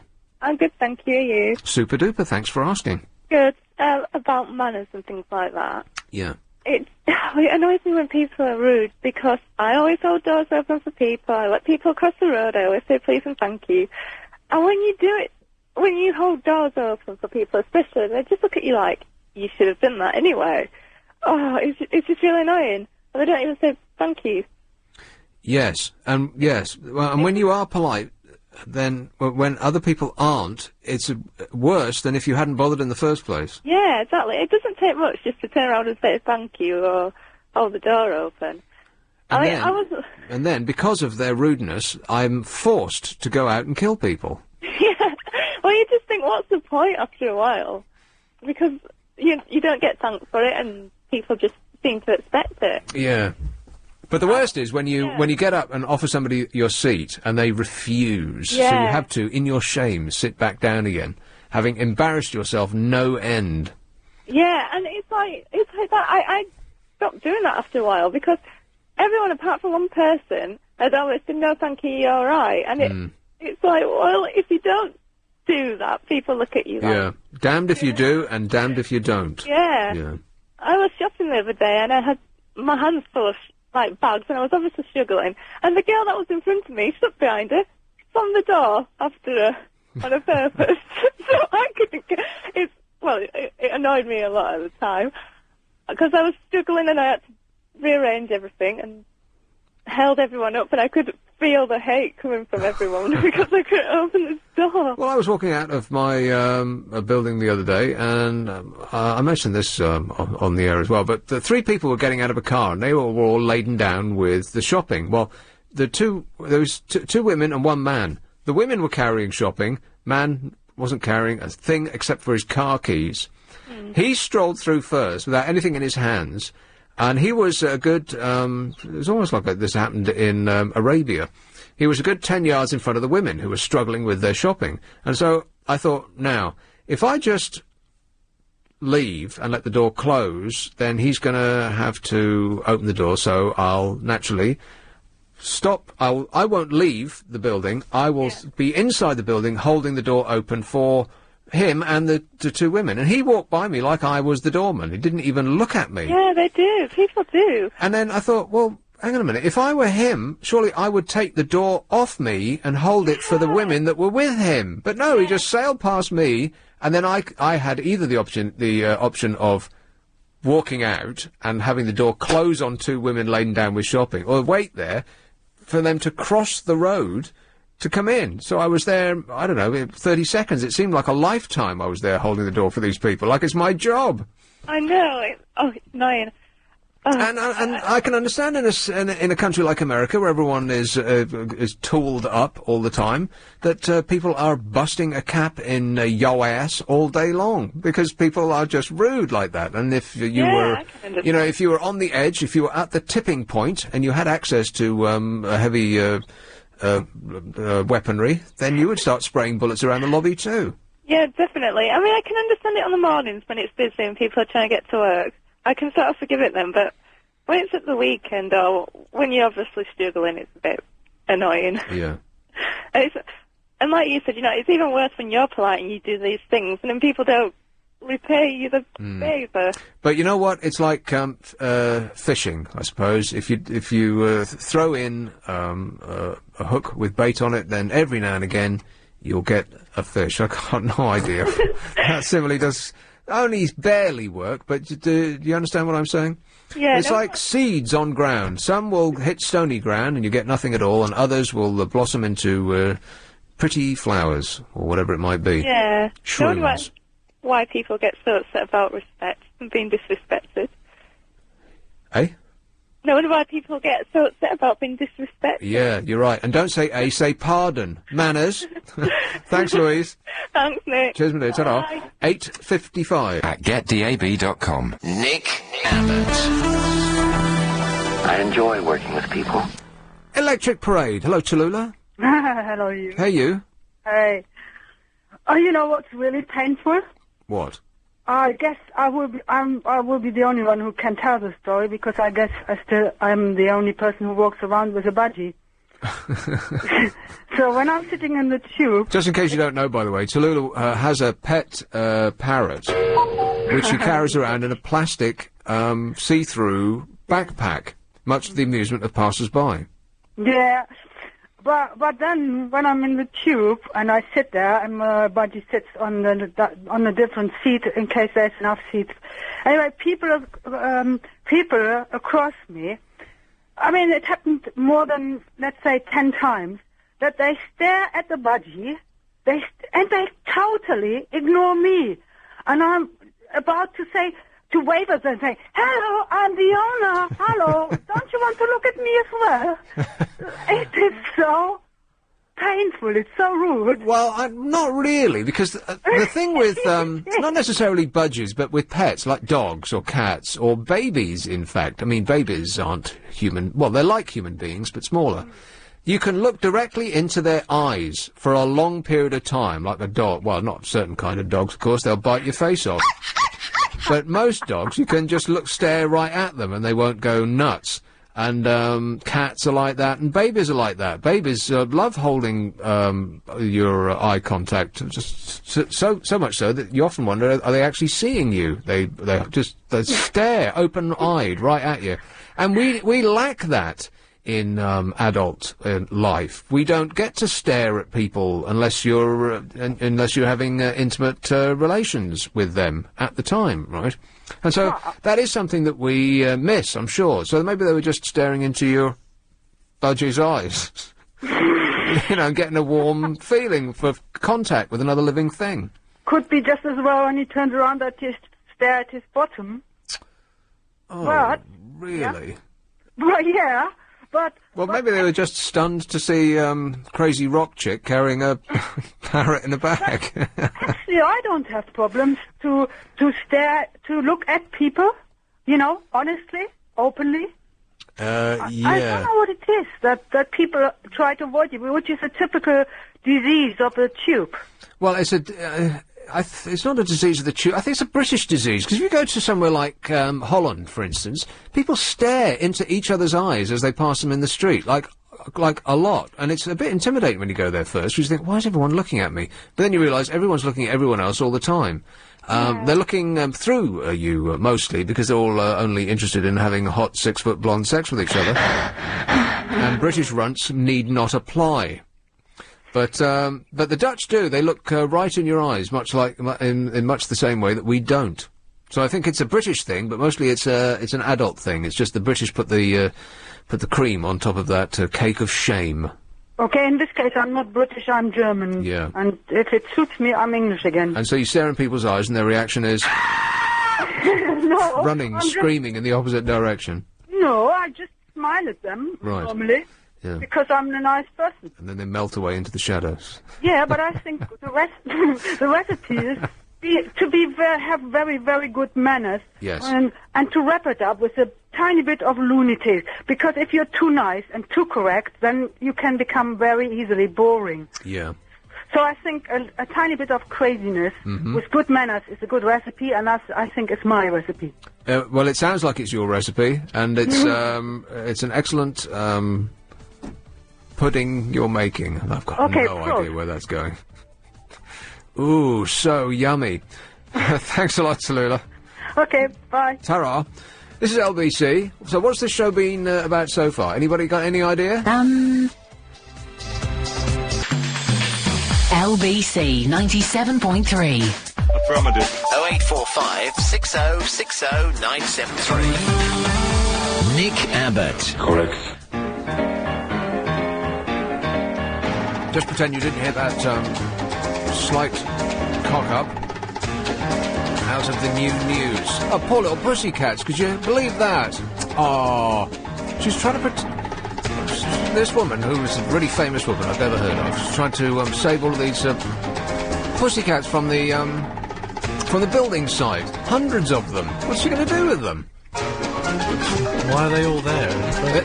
There's a neighbour you don't want. Mad cat lady.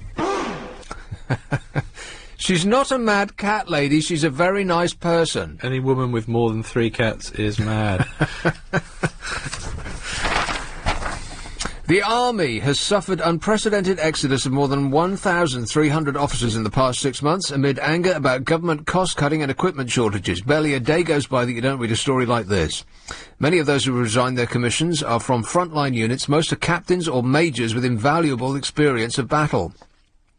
The loss of a whole swathe of middle-ranking officers will leave us struggling to find top-quality generals of the future, said one senior officer.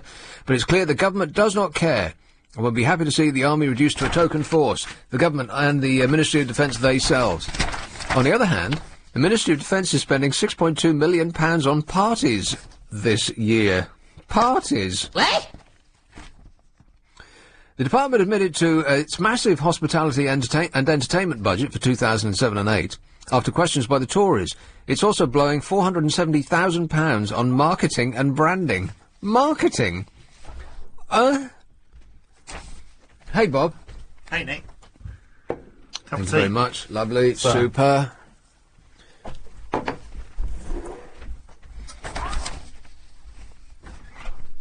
That's very polite. Well, that's why the big pause. I was thinking, should I have been a little more polite? Or he came in without knocking, so I thought, to hell with it. You didn't offer him your seat. Even in prison, they knock when they come in your door now. Did you hear about that? I'll get to that in a minute. No, they walk round in slippers, so you can't hear them coming. 2 weeks ago, it was revealed that, there's stories about really dreadful things that have happened to soldiers at the front line and the microscopic amounts of payment they've got to take them to the rest of their lives. So there's a couple of there, but it's not a happy story. So I'll skip by that with my apologies, and just concentrate on the profligate nature of the Ministry of Defence when it comes to buying luxuries for themselves. The MOD gave details of its spending after questions tabled by the Tory Shadow Defence Secretary Liam Fox.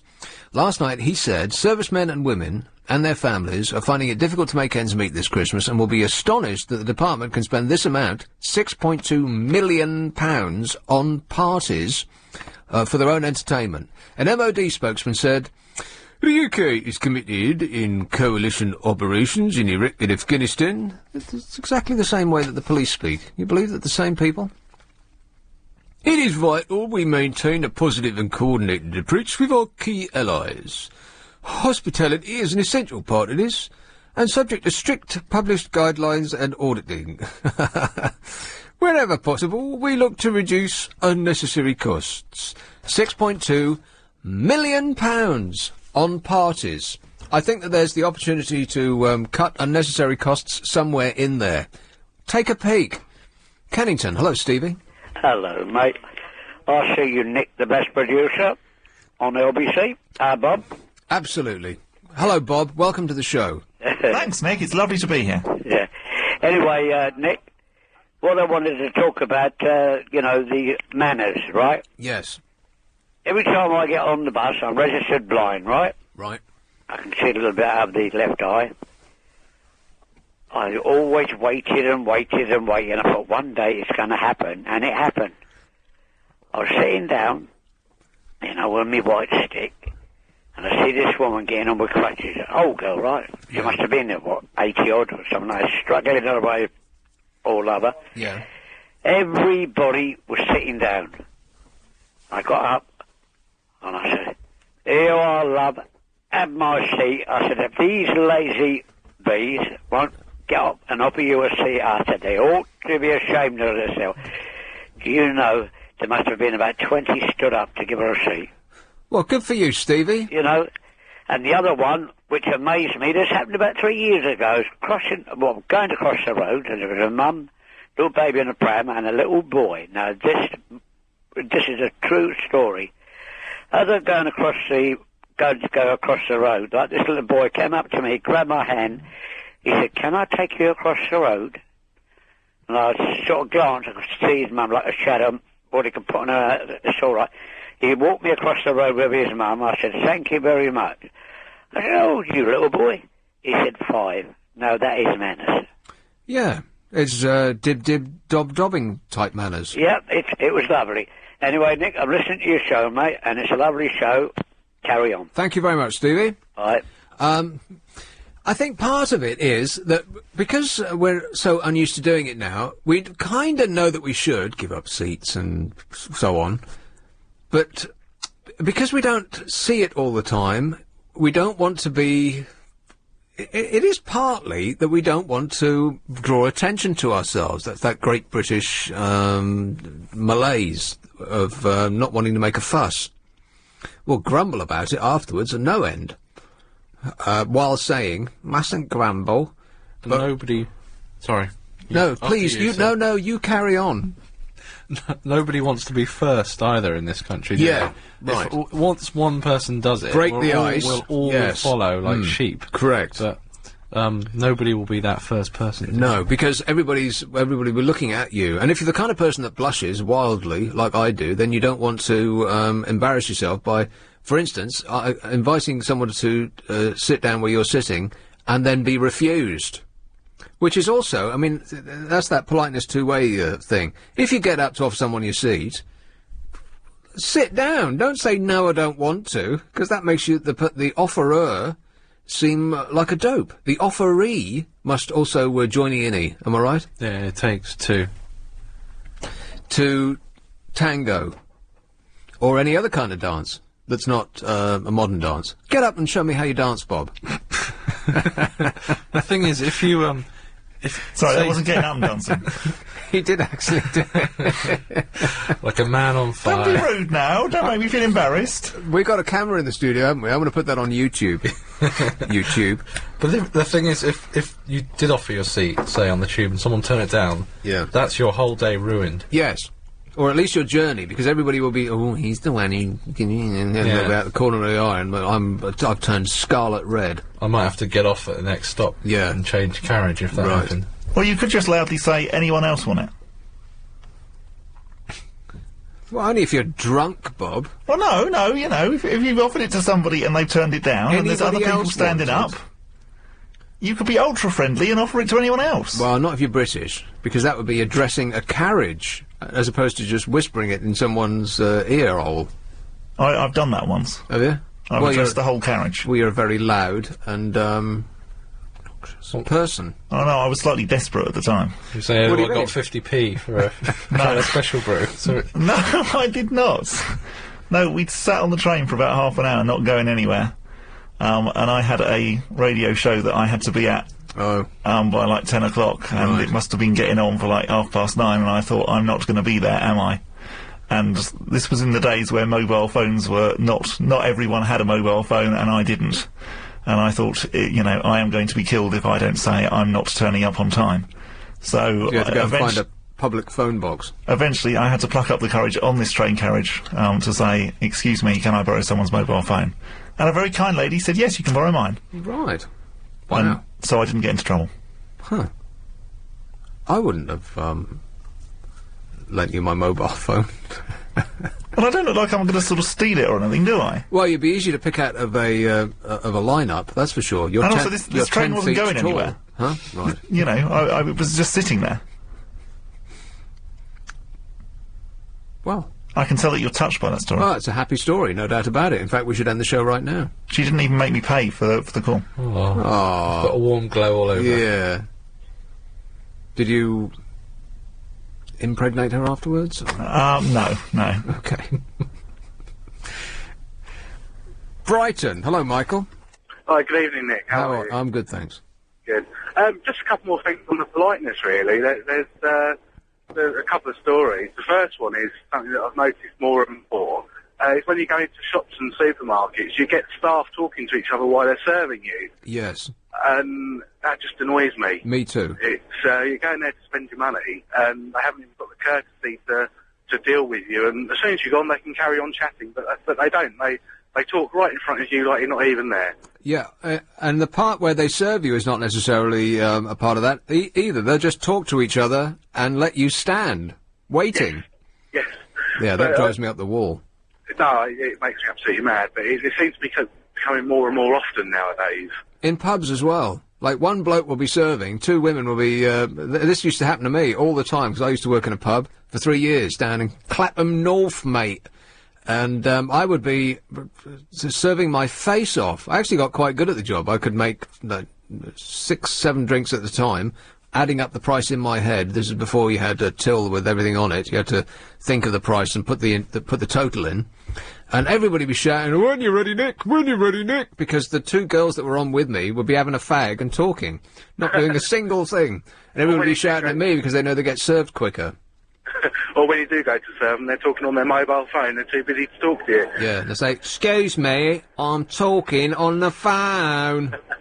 But on the plus side, I was in part of a funeral procession recently, and as we were driving down the road in the cortege, there was an old gentleman standing on the corner, and as we approached him, he actually took his cap off and bowed his head, which was it's quite a nice feeling inside when somebody does that for you. You see, it's the small things that spread a little happiness. It was one of those happy funeral stories.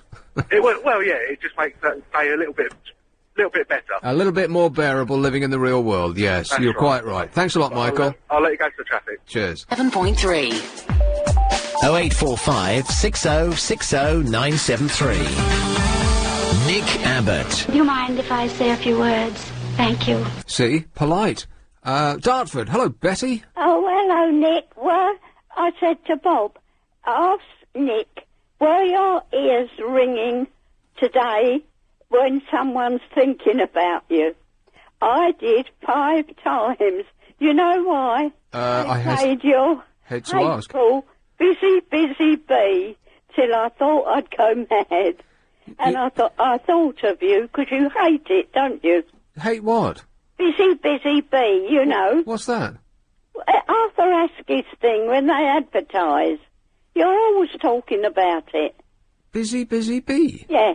Da da da da, busy, busy bee, busy as a day, you know, and you're always talking about it. I've never talked about that before in my life. I don't know what it is. Yes, you have. I haven't. You jolly well have. Da da da da da da da da. Busy, busy bee. Arthur Askey's Busy, busy bee. Does it go like this? Not that one. No. I don't know what you mean, Betty. Yes. Busy, busy bee. Busy, and busy they bee. played it 5 times today, and I thought of you, and I thought... Who did? If Nick's listening, he'll go mad. Who played it? You know, on the adverts. Oh, right. Yes. I honestly, I'm not making this up, and maybe I've just had, I've been hit in the head and I didn't know it, but I don't remember anything about this. You've mentioned it twice.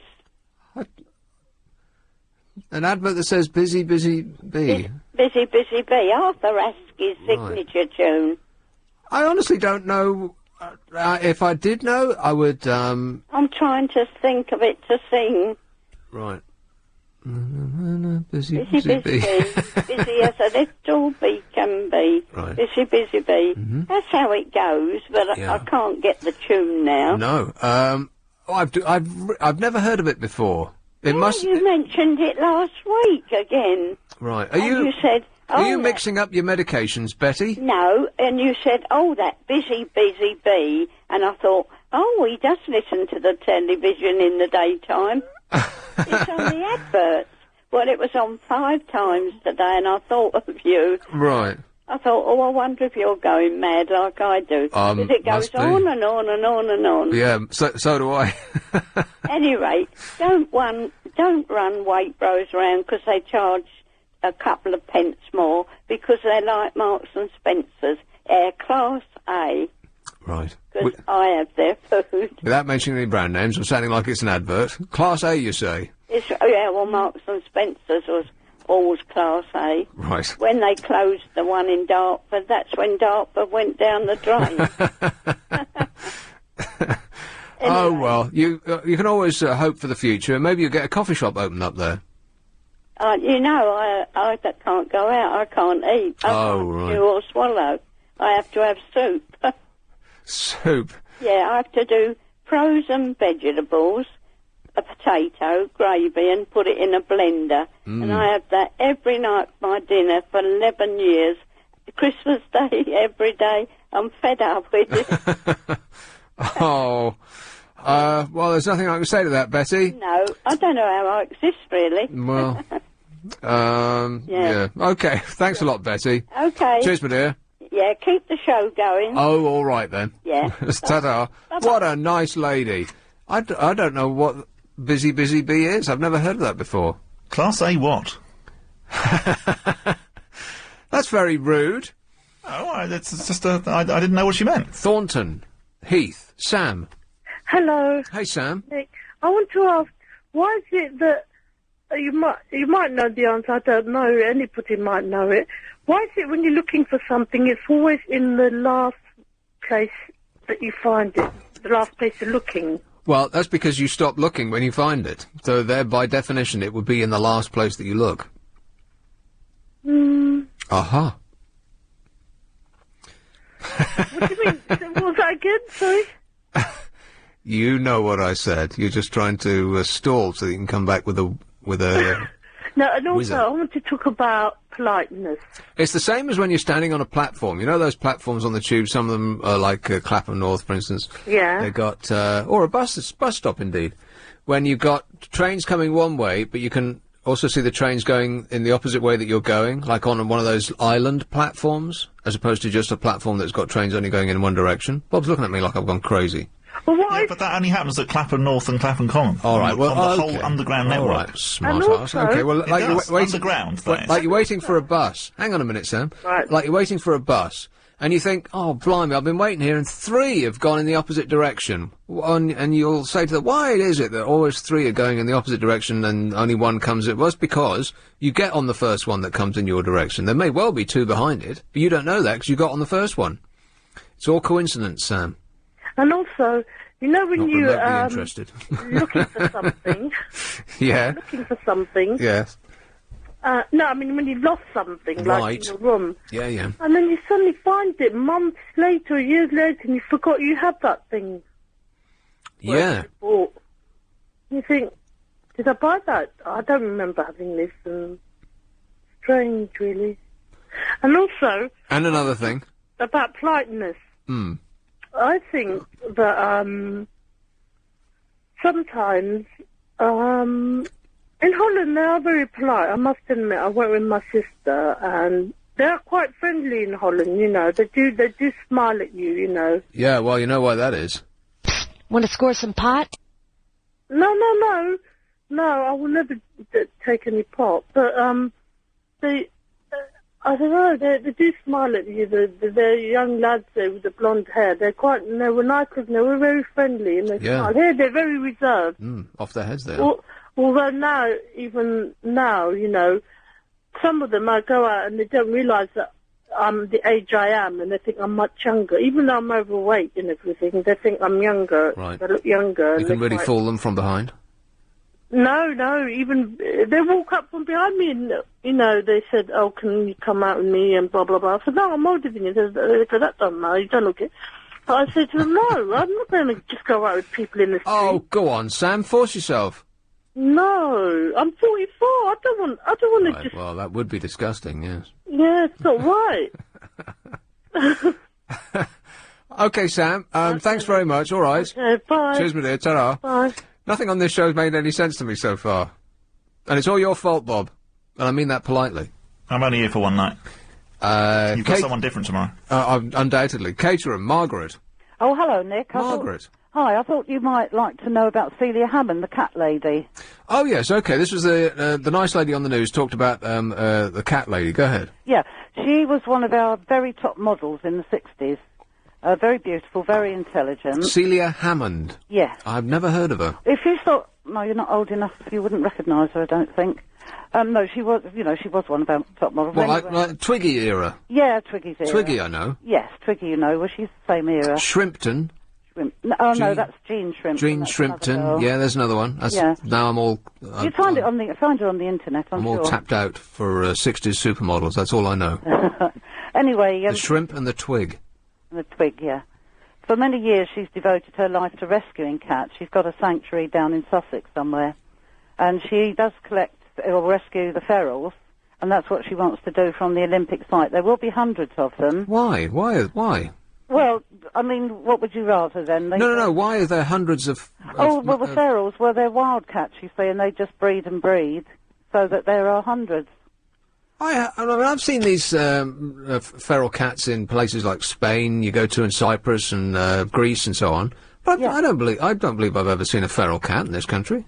Oh God, yes. Really? Oh yeah, honestly. Usually, big old hospitals they have them in the grounds. Yeah. So any area that isn't lived on, you will find the feral. Oh, you mean a big old hospital that's empty now? That's empty. Right. Yeah. Or no, sometimes like the big old mental hospitals, they always had them in the grounds. Right. They used to keep the vermin down, of course. Anyway, what she wants to do is go and collect them all, take them to her sanctuary, and then she'll have them neutered. Very difficult to rehome, of course, but a lot of patience and kindness. She can sometimes rehome. She'll rehome the kittens if they can be. And, little fluffy kittens. Yeah, all these babies, and they could all be flattened by the bulldozers, you see. But they're not allowing her to for some reason, and I don't understand why. A lack of politeness. I think a lack of politeness, definitely. Yeah. Could be. So I think people should get together and protest. Right. Okay, we'll put it down at the bottom of our list of things to protest about. Oh, Nick, top. All right, we'll stick it in the middle somewhere. It's a compromise. All right. Thanks, Margaret. This is LBC. I'm Nick Abbott, and Bob is here. Bob is going to be marching across 2 shows tonight. You are going to be totally exhausted. I am. Not that you actually do anything. I'm very, very busy. Oh, hands-on, eh? Completely. What is it that you do? I like edit the show. While it's going on. Yeah. That's what you do if you answer the calls. Yeah. This show has been, has had all the boring bits edited out. What? Children are spoilt, said a Church of England bishop. And this is... I'm going to read out what he said, and then I'll tell you about Christmas stockings. Do you remember what you used to get in a Christmas stocking?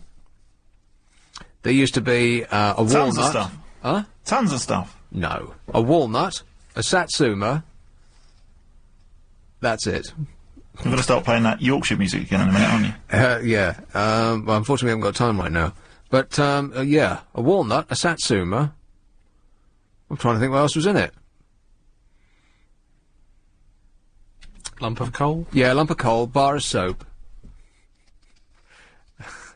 And, a nail. Were you meant to do something with all of them? Yeah, and if it wasn't a functioning engine, by the time your father got home, you'd be thrashed to sleep. No, this bishop has said that children are spoilt beyond excess by the expensive Christmas presents that their parents buy them, their dopey parents buy them, that are soon discarded. So I'll talk about that, and then we'll do a whole thing about Christmas, and it'll be so tremendously exciting you won't be able to believe it yourself. Point 3. 0845 6060 973. Nick Abbott. Are you trying to be funny? Because I'm all out of laughs. Poplar, Tracy. Oh, hello. I've been listening to your show tonight, and I know you've moved on from the subject of manners and being polite, but I was just thinking of something that happened to me this morning that I just wanted to tell. Go on. I was just jogging in the park today near my house, and I see these people fixing the security cameras and lights, and just some workers. And I thought, I'd just say hello, good morning to them as I jogged by, and I just said, oh, morning, and I'm all out of breath and running on, and they turn around and they shout at me. They shout, you don't mind if we have a look, do you? Oh. I was just trying to be polite, and thinking, these poor guys, they're working hard and no one ever says hi to them. Yeah. And then they go around and say, ooh. Say something like that. The things you hear when you haven't got your gun, eh? Yeah. Well, on my next lap around, I just took another route. Yeah. So they didn't get a good look. Good for you, Tracy. I would run in a burqa next time. Sorry? Get something to cover you from head to foot. Like a tent would be good. You'd look good in a tent. Yeah. Well, I after I got back from my run, I thought of about 100 things I could have done. Yeah. Always when it's too late, eh? Yeah. All right. Well, thanks for trying.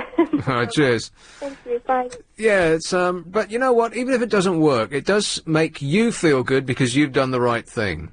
Am I right? Yes. Now you're not even listening to what I'm saying. It's just that every time I look up to get a reaction, you're listening in there to Radio 3. It's just like, yes. Whatever it was I just said. Yeah. Actually, I was answering your calls. Ah, yes. Who have we got? You've got Maggie from South Arran. Maggie. Yes, that's right. Hello. Hi. I just wanted to tell you about this story that my son read to me from a joke book, and it really encapsulates what you were saying about Christmas and the Christmas stocking and so on. Oh, yeah. What it was this little boy was saying all the things he wanted for Christmas. Oh, I want this computer game, that computer game, and whatever, and all the other things he wanted. And his dad said to him, well, do you know what? In my day, it was a matter of just an apple and an orange. And he said, what, Daddy? A computer and a mobile? Did you like that? Yeah, I do like that. It's the surprise, because I was thinking, oh, an apple and an orange. I could go for an apple and an orange right now, and then you surprised me with a zinger. Well, that's what I thought. I thought it was really funny, and I thought you'd like that. Yeah, that's the secret of comedy, can be surprise. Yeah. Yeah, I thought that was really funny, so I thought you'd like that. Thanks a lot, Maggie. All right. Cheers. Bye. Sometimes comedy is the secret is surprise, and sometimes it's the secret of comedy is recognition, that you know something's going to happen. Like in a cartoon, for instance, the Roadrunner will fall off the mountain, and a part of the mountain will fall off at the same time. And Roadrunner hits the ground first, and then gets unsteadily to his feet, but you know that the mountain's going to come and crush him into the ground. So it's the, but even though you know it's going to happen, it's still funny when it does, right? So it's the comedy of expectation. Laurel and Hardy did it every time. Every time they walked through a door, there was some sort of incident. Isn't that right, Bob? Yes! Oh, God. I didn't quite follow the Roadrunner thing. The Roadrunner, you know, the Roadrunner. Meep, like that. Yeah, I know, but what you mean is he'd be standing right on the edge of, like, a cliff. Yeah. And you'd know that cliff was going to fall down. Yeah, just the edge bit where he's standing. And you said he fell off the cliff first. Maybe he did. Maybe he ran out into space and kept running until he realised there was no ground underneath him, and then when he saw that he was running with no ground underneath him, only at that point did he fall. Yeah, but you mixed those two up and then made out that then the cliff came down and fell on top of him. But that wouldn't happen because he'd already run out. Yeah, that's right. Nothing that is impossible ever happened in a Roadrunner cartoon. You mixed up those two Roadrunner examples. In the nicest possible way, I'd like to say, shut up.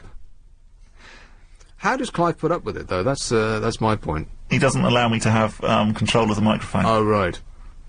Hey, have you ever seen a police support person? You know, these PCSOs, police constables... Community support ones. Community, right? Yeah. I saw two today walk past my window. I couldn't believe it. And you were minding your own affairs? Yeah, well, I really could... I had to double take. I thought...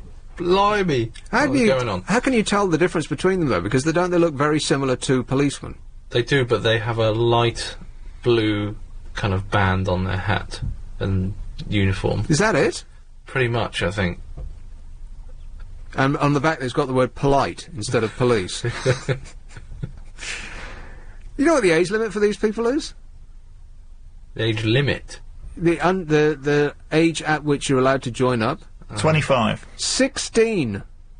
See, it worked that time, didn't it? It did, yeah. And I knew that you threw a high guess at me. Thanks for that, Bob. That's all right. I'm learning.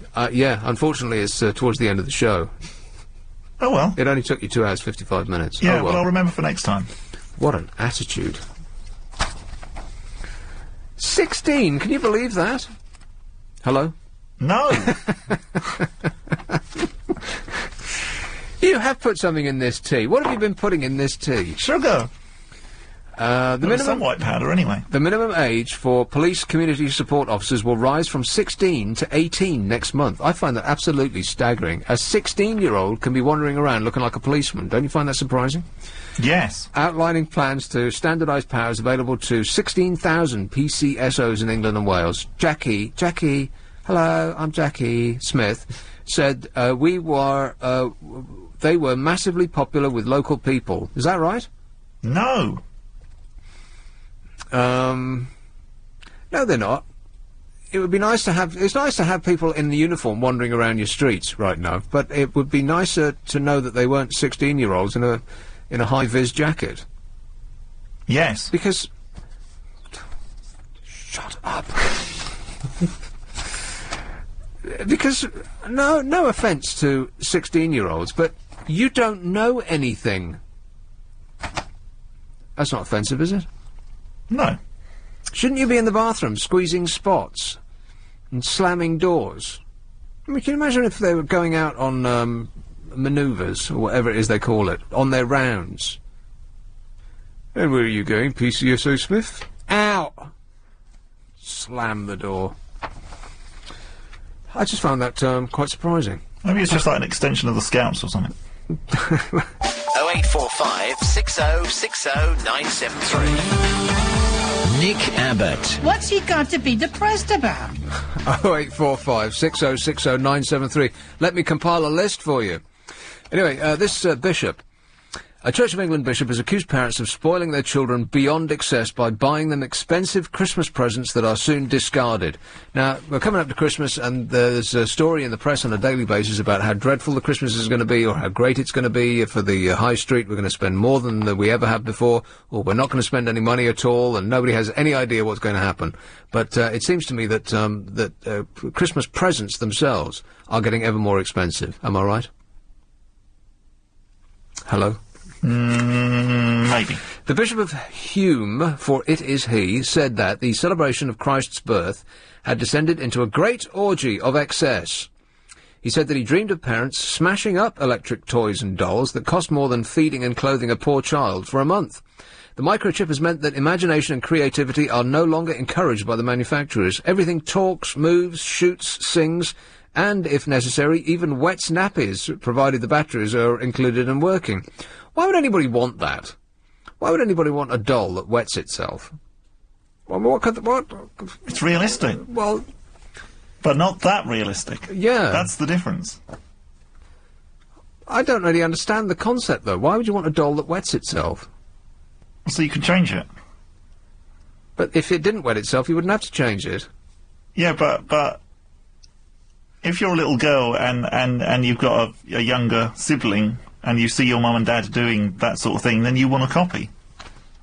Really? Well, yeah, you know. Do you, kids, Alex? Kids want to copy what their mums and dads do. That's what I want for Christmas, Nick.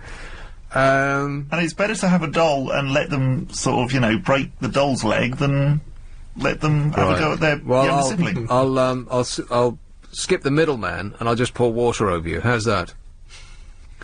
Toy cupboards and bedroom floors up and down the land are littered with the excretions of the latest TV advertising campaign, and our children are spoilt beyond excess, this bishop says. We've all seen toys which cost more than enough to feed and clothe a poor child for a month, given 20 minutes of casual attention and then relegated to join the massed army of the discarded.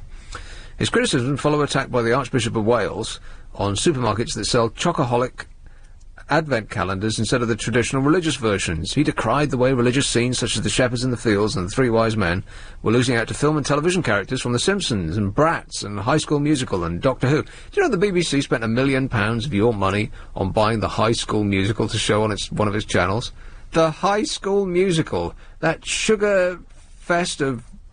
I don't even know what that is. That's completely past me by. Okay, well, you're not 12, and you're not a girl, so don't worry yourself about it. It's just... It's a musical set in a high school. It's the clues in the title.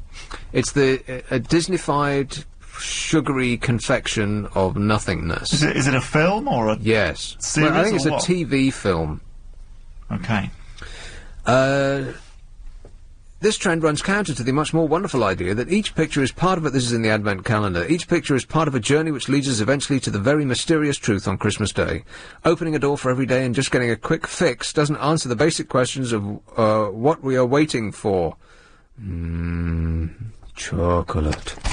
But I think the thing that they're missing there is that Christmas isn't a religious festival anymore. That's got nothing to do with it. It's a television festival and an eating festival and a presents festival. The giving and particularly receiving thereof. Religion doesn't even get a look in, especially in the irreligious country that we live in. I mean, you might make your yearly visit to church at Christmas 'cause it's nice, but it hasn't got anything to do with Jesus. It's not a religious festival anymore, 'cause we're not a religious country anymore. They should look at sponsoring it.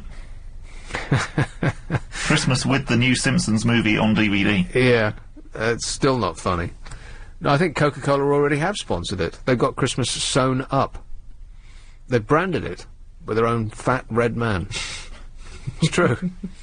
The cost of Christmas stockings. How much do you think the presents in your Christmas stocking were valued at? When you say Christmas stocking, is this like the little presents you get before the main presents? Yes. This is the actual stocking that was... that used to be the Satsuma? Yeah, yes, that was hanging off the mantelpiece, yeah. Not the big presents that are underneath the tree, just the little things to keep you amused while the parents glug the port. I only ever got that once. Oh, really? I still get that now. Oh, that is awful. Please, tell me more. Oh no, alright then, don't. Be like that. How much? 40 quid. Don't you hate it when you ask somebody a perfectly reasonable question to which the answer is a very small number? Yeah, but you're building this up as if it's enormous. Exactly, so play along with me, you fool. £5 then. Exactly! £5 you should have said, and then I would have said, no, can you believe it's £50?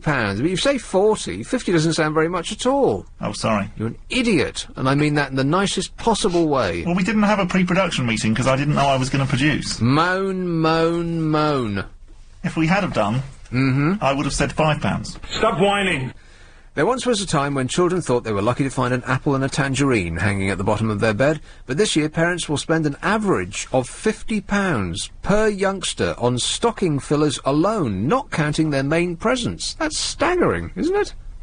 Who are all these people with so much money? Hello? It's the cost of inflation, Nick. Are you putting something in the tea? I feel like I've gone loopy. I might have put a bit more sugar than you wanted. Oh, right. So, I'm on about 3 spoons a day now, man. Groovy. A survey suggests that 78% of stockings are likely to contain chocolate, 62% novelty stationery. What? And 50% toiletries. Toiletries? No. What kind of a child wants toiletries? Boring. Yeah. David and Victoria Beckham are selling perfume called Intimate or something like that, with and they're cavorting in the almost naughty naked nude on my television screen every half hour, selling perfume. Who, on God's green earth, would want to go to a shop and ask for a David Beckham perfume? Can you get your head around that? No. I mean, Christian Dior, I mean, okay, clothes, that doesn't have anything to do with perfume either, but there's a great tradition of people who sell clothes selling perfume, right? Dior and Chanel and all these other people, Armani, Versace, I can't think of anybody else. I don't know much about perfume. Well, you don't know, no, nor about... Oh, I'll stop. It's the politeness show. No. Don't hold back. No, I have to. Otherwise I won't be being polite. But what's David Beckham got to do with perfume? He runs around in nylon clothes for a living. That can't smell nice. Yeah, but he puts lots of it on before the game. Undoubtedly, yeah. But that doesn't make any sense to me. Why would somebody go in and ask for David Beckham perfume? I don't get it. The two have nothing to do with each other. You're buying into a lifestyle. But that's insane. You're not going to become posh spice. You're not going to be able to swan up and down Bond Street buying anything that takes your fancy just because you're wearing her perfume. No, but you'll feel like a tiny little bit of you is, you know, kind of attached to them. No, you won't. And these people who buy it will. And my other, that's a very rude thing for you to say. What are you saying? They're crazy?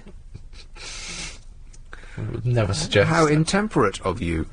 And the other part is, why cavort on screen just for another couple of £1 million? I mean, to put your name on perfume. Isn't that embarrassing? Why would they do that? How much money do these people need? Are they being pushed into this by an avaricious and rapacious agency who wants them to just sell themselves like common prostitutes for any penny that they can get?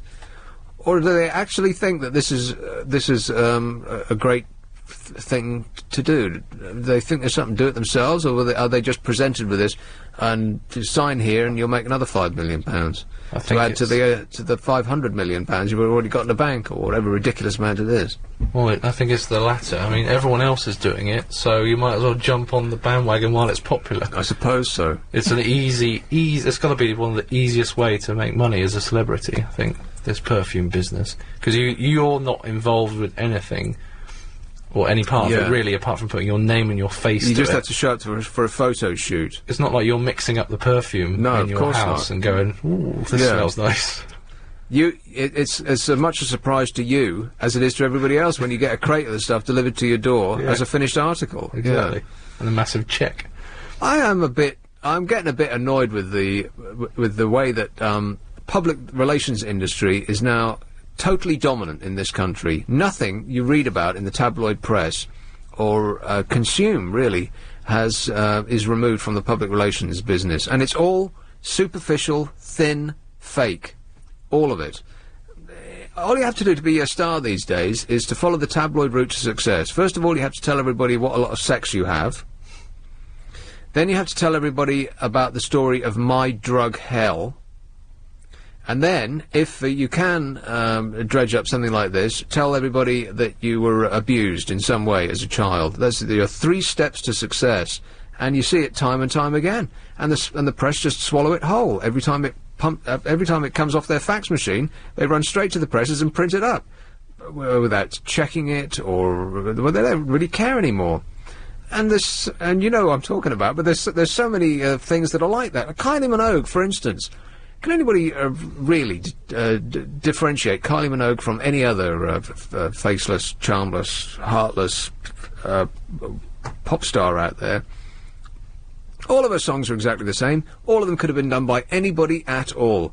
There's it's almost as though she doesn't exist as a human being. She's just a PR exercise. It's a giant multinational corporation. That's what it is. She ain't no singer. There's no soul there. There's no heart. There's nothing there. It's thin, surface, superficial. But it's been whipped into millions and millions of pounds by tremendous PR. And her cavorting around in her underwear. And much the same. Well, yeah, I mean, if you want to be successful as a woman in any field in this country now, you have to come on like you're a hooker. But with Kylie, it's the fact she's still there. 19 years and she's still in the business. Yes, because she's got a tremendous public relations machine. Not because she's got good songs, or she's a great singer, or a great dancer, or great charisma, or any of those things. It's just PR. Yeah, but that's why the public is slightly warmer to her than the new PR star. It's fairy dust sprinkled on nothing to create something out of nothing. That's what's kind of getting irritating about the way that we've gone. There's no substance to anything anymore. You know, you could say of bands in the 70s and 80s, they're dinosaurs, blah, blah, whatever. But the Rolling Stones or, Led Zeppelin and so on, they actually had heart and guts and balls, and there was something about them. These days, there's just nothing there. It's Pete Doherty. Why is Pete Doherty in the press all the time? Because he's done My Drug Hell. I Have Sex a Lot with Kate, and she's another one. There doesn't seem to be anything there to me either. She just opens her mouth and looks gormless in pictures, vacant, as though no thought has ever crossed her mind, is the success to Kate Moss. She's just a blank sheet, which it seems to be the road to success. If you can present yourself as a blank sheet, as though there's nothing behind you at all, nothing going on behind the eyes, and do the three, My Drug Hell, I Have Sex a Lot, and as the cherry on the cake, I was abused as a child, then the millions await. The PR industry is salivating your arrival. Do you think it's because people can project their own ideas onto those kind of faceless, bland people? I think that it's because it's partly the fault of the press. They can't be bothered anymore. They're not interested in being journalists anymore. It's just an extension of the PR business, tabloid press. And why go out and look for a story when you can just pull one off the fax machine and print it verbatim? It's just laziness. And that's why we've got these turnarounds of whereas stars used to have some gravitas to them, something to them. Now we've got a turnaround of people every 6 months. They get blown up, but because there's nothing there, then they disappear. The press know that they don't have to go and make an effort anymore because there'll always be another one. 6 months later, there'll be another one. My Drug Hell, I Have Sex a Lot, I Was Abused as a Child. Here comes another one. It's all PR. I don't know how I got onto this. From Christmas stockings to that. You'd need a roadmap to figure out where this was going. It's 9:40. Running light! Brixton, hello, David. Hi, mate. How you doing? Good, thanks. I don't mean to be facetious, but it's not the Roadrunner that gets knocked about in the cartoon. It's the coyote. It's the coyote is the right answer. Thank you, David. You're very welcome. Cheers, mate. Ta-ra. And there I was, thinking that I'd got through another show being completely correct about everything, as usual. One tiny mistake. You believe it? No. Do we want that one there? Well, you go if you want, yeah. Really? I had the list ready, but... Highgate. Sheila. Yeah. Hey, Sheila. How are you? I'm all right. Right. Am I straight through? Yeah, you're on the air now. Good. I wanted to say something about manners and passing them on. Go on, then. Very interesting. I always, when I cross the zebra crossing at the bottom of my road, acknowledge the drivers and say thank you. Me too. Well... But only when I'm on the one at the bottom of your road. Well, any of them. Any rate, what happened here was that You don't expect a dog to pick that up, do you? You what? You don't expect a dog to do that. Well, this is what happened. My little Scotty, when I had him, he's passed on now. When I had him, he crossed the zebra crossing, and he stopped at the car stop and nodded at every car. And my friend and I were sitting there, standing on the curb. We couldn't believe it. Surely, it wasn't one of these noddy dogs that you see on the back? No. This was An actual real live dog, an eh? actual real live dog with a border collie cross. And he just nodded, like a noddy dog. No, he stopped and nodded at all the cars. Well, it's a beautiful story, Sheila. Thanks for passing that on. Time is up. Clive is next. What was this show about? On 97.3 DAB and online.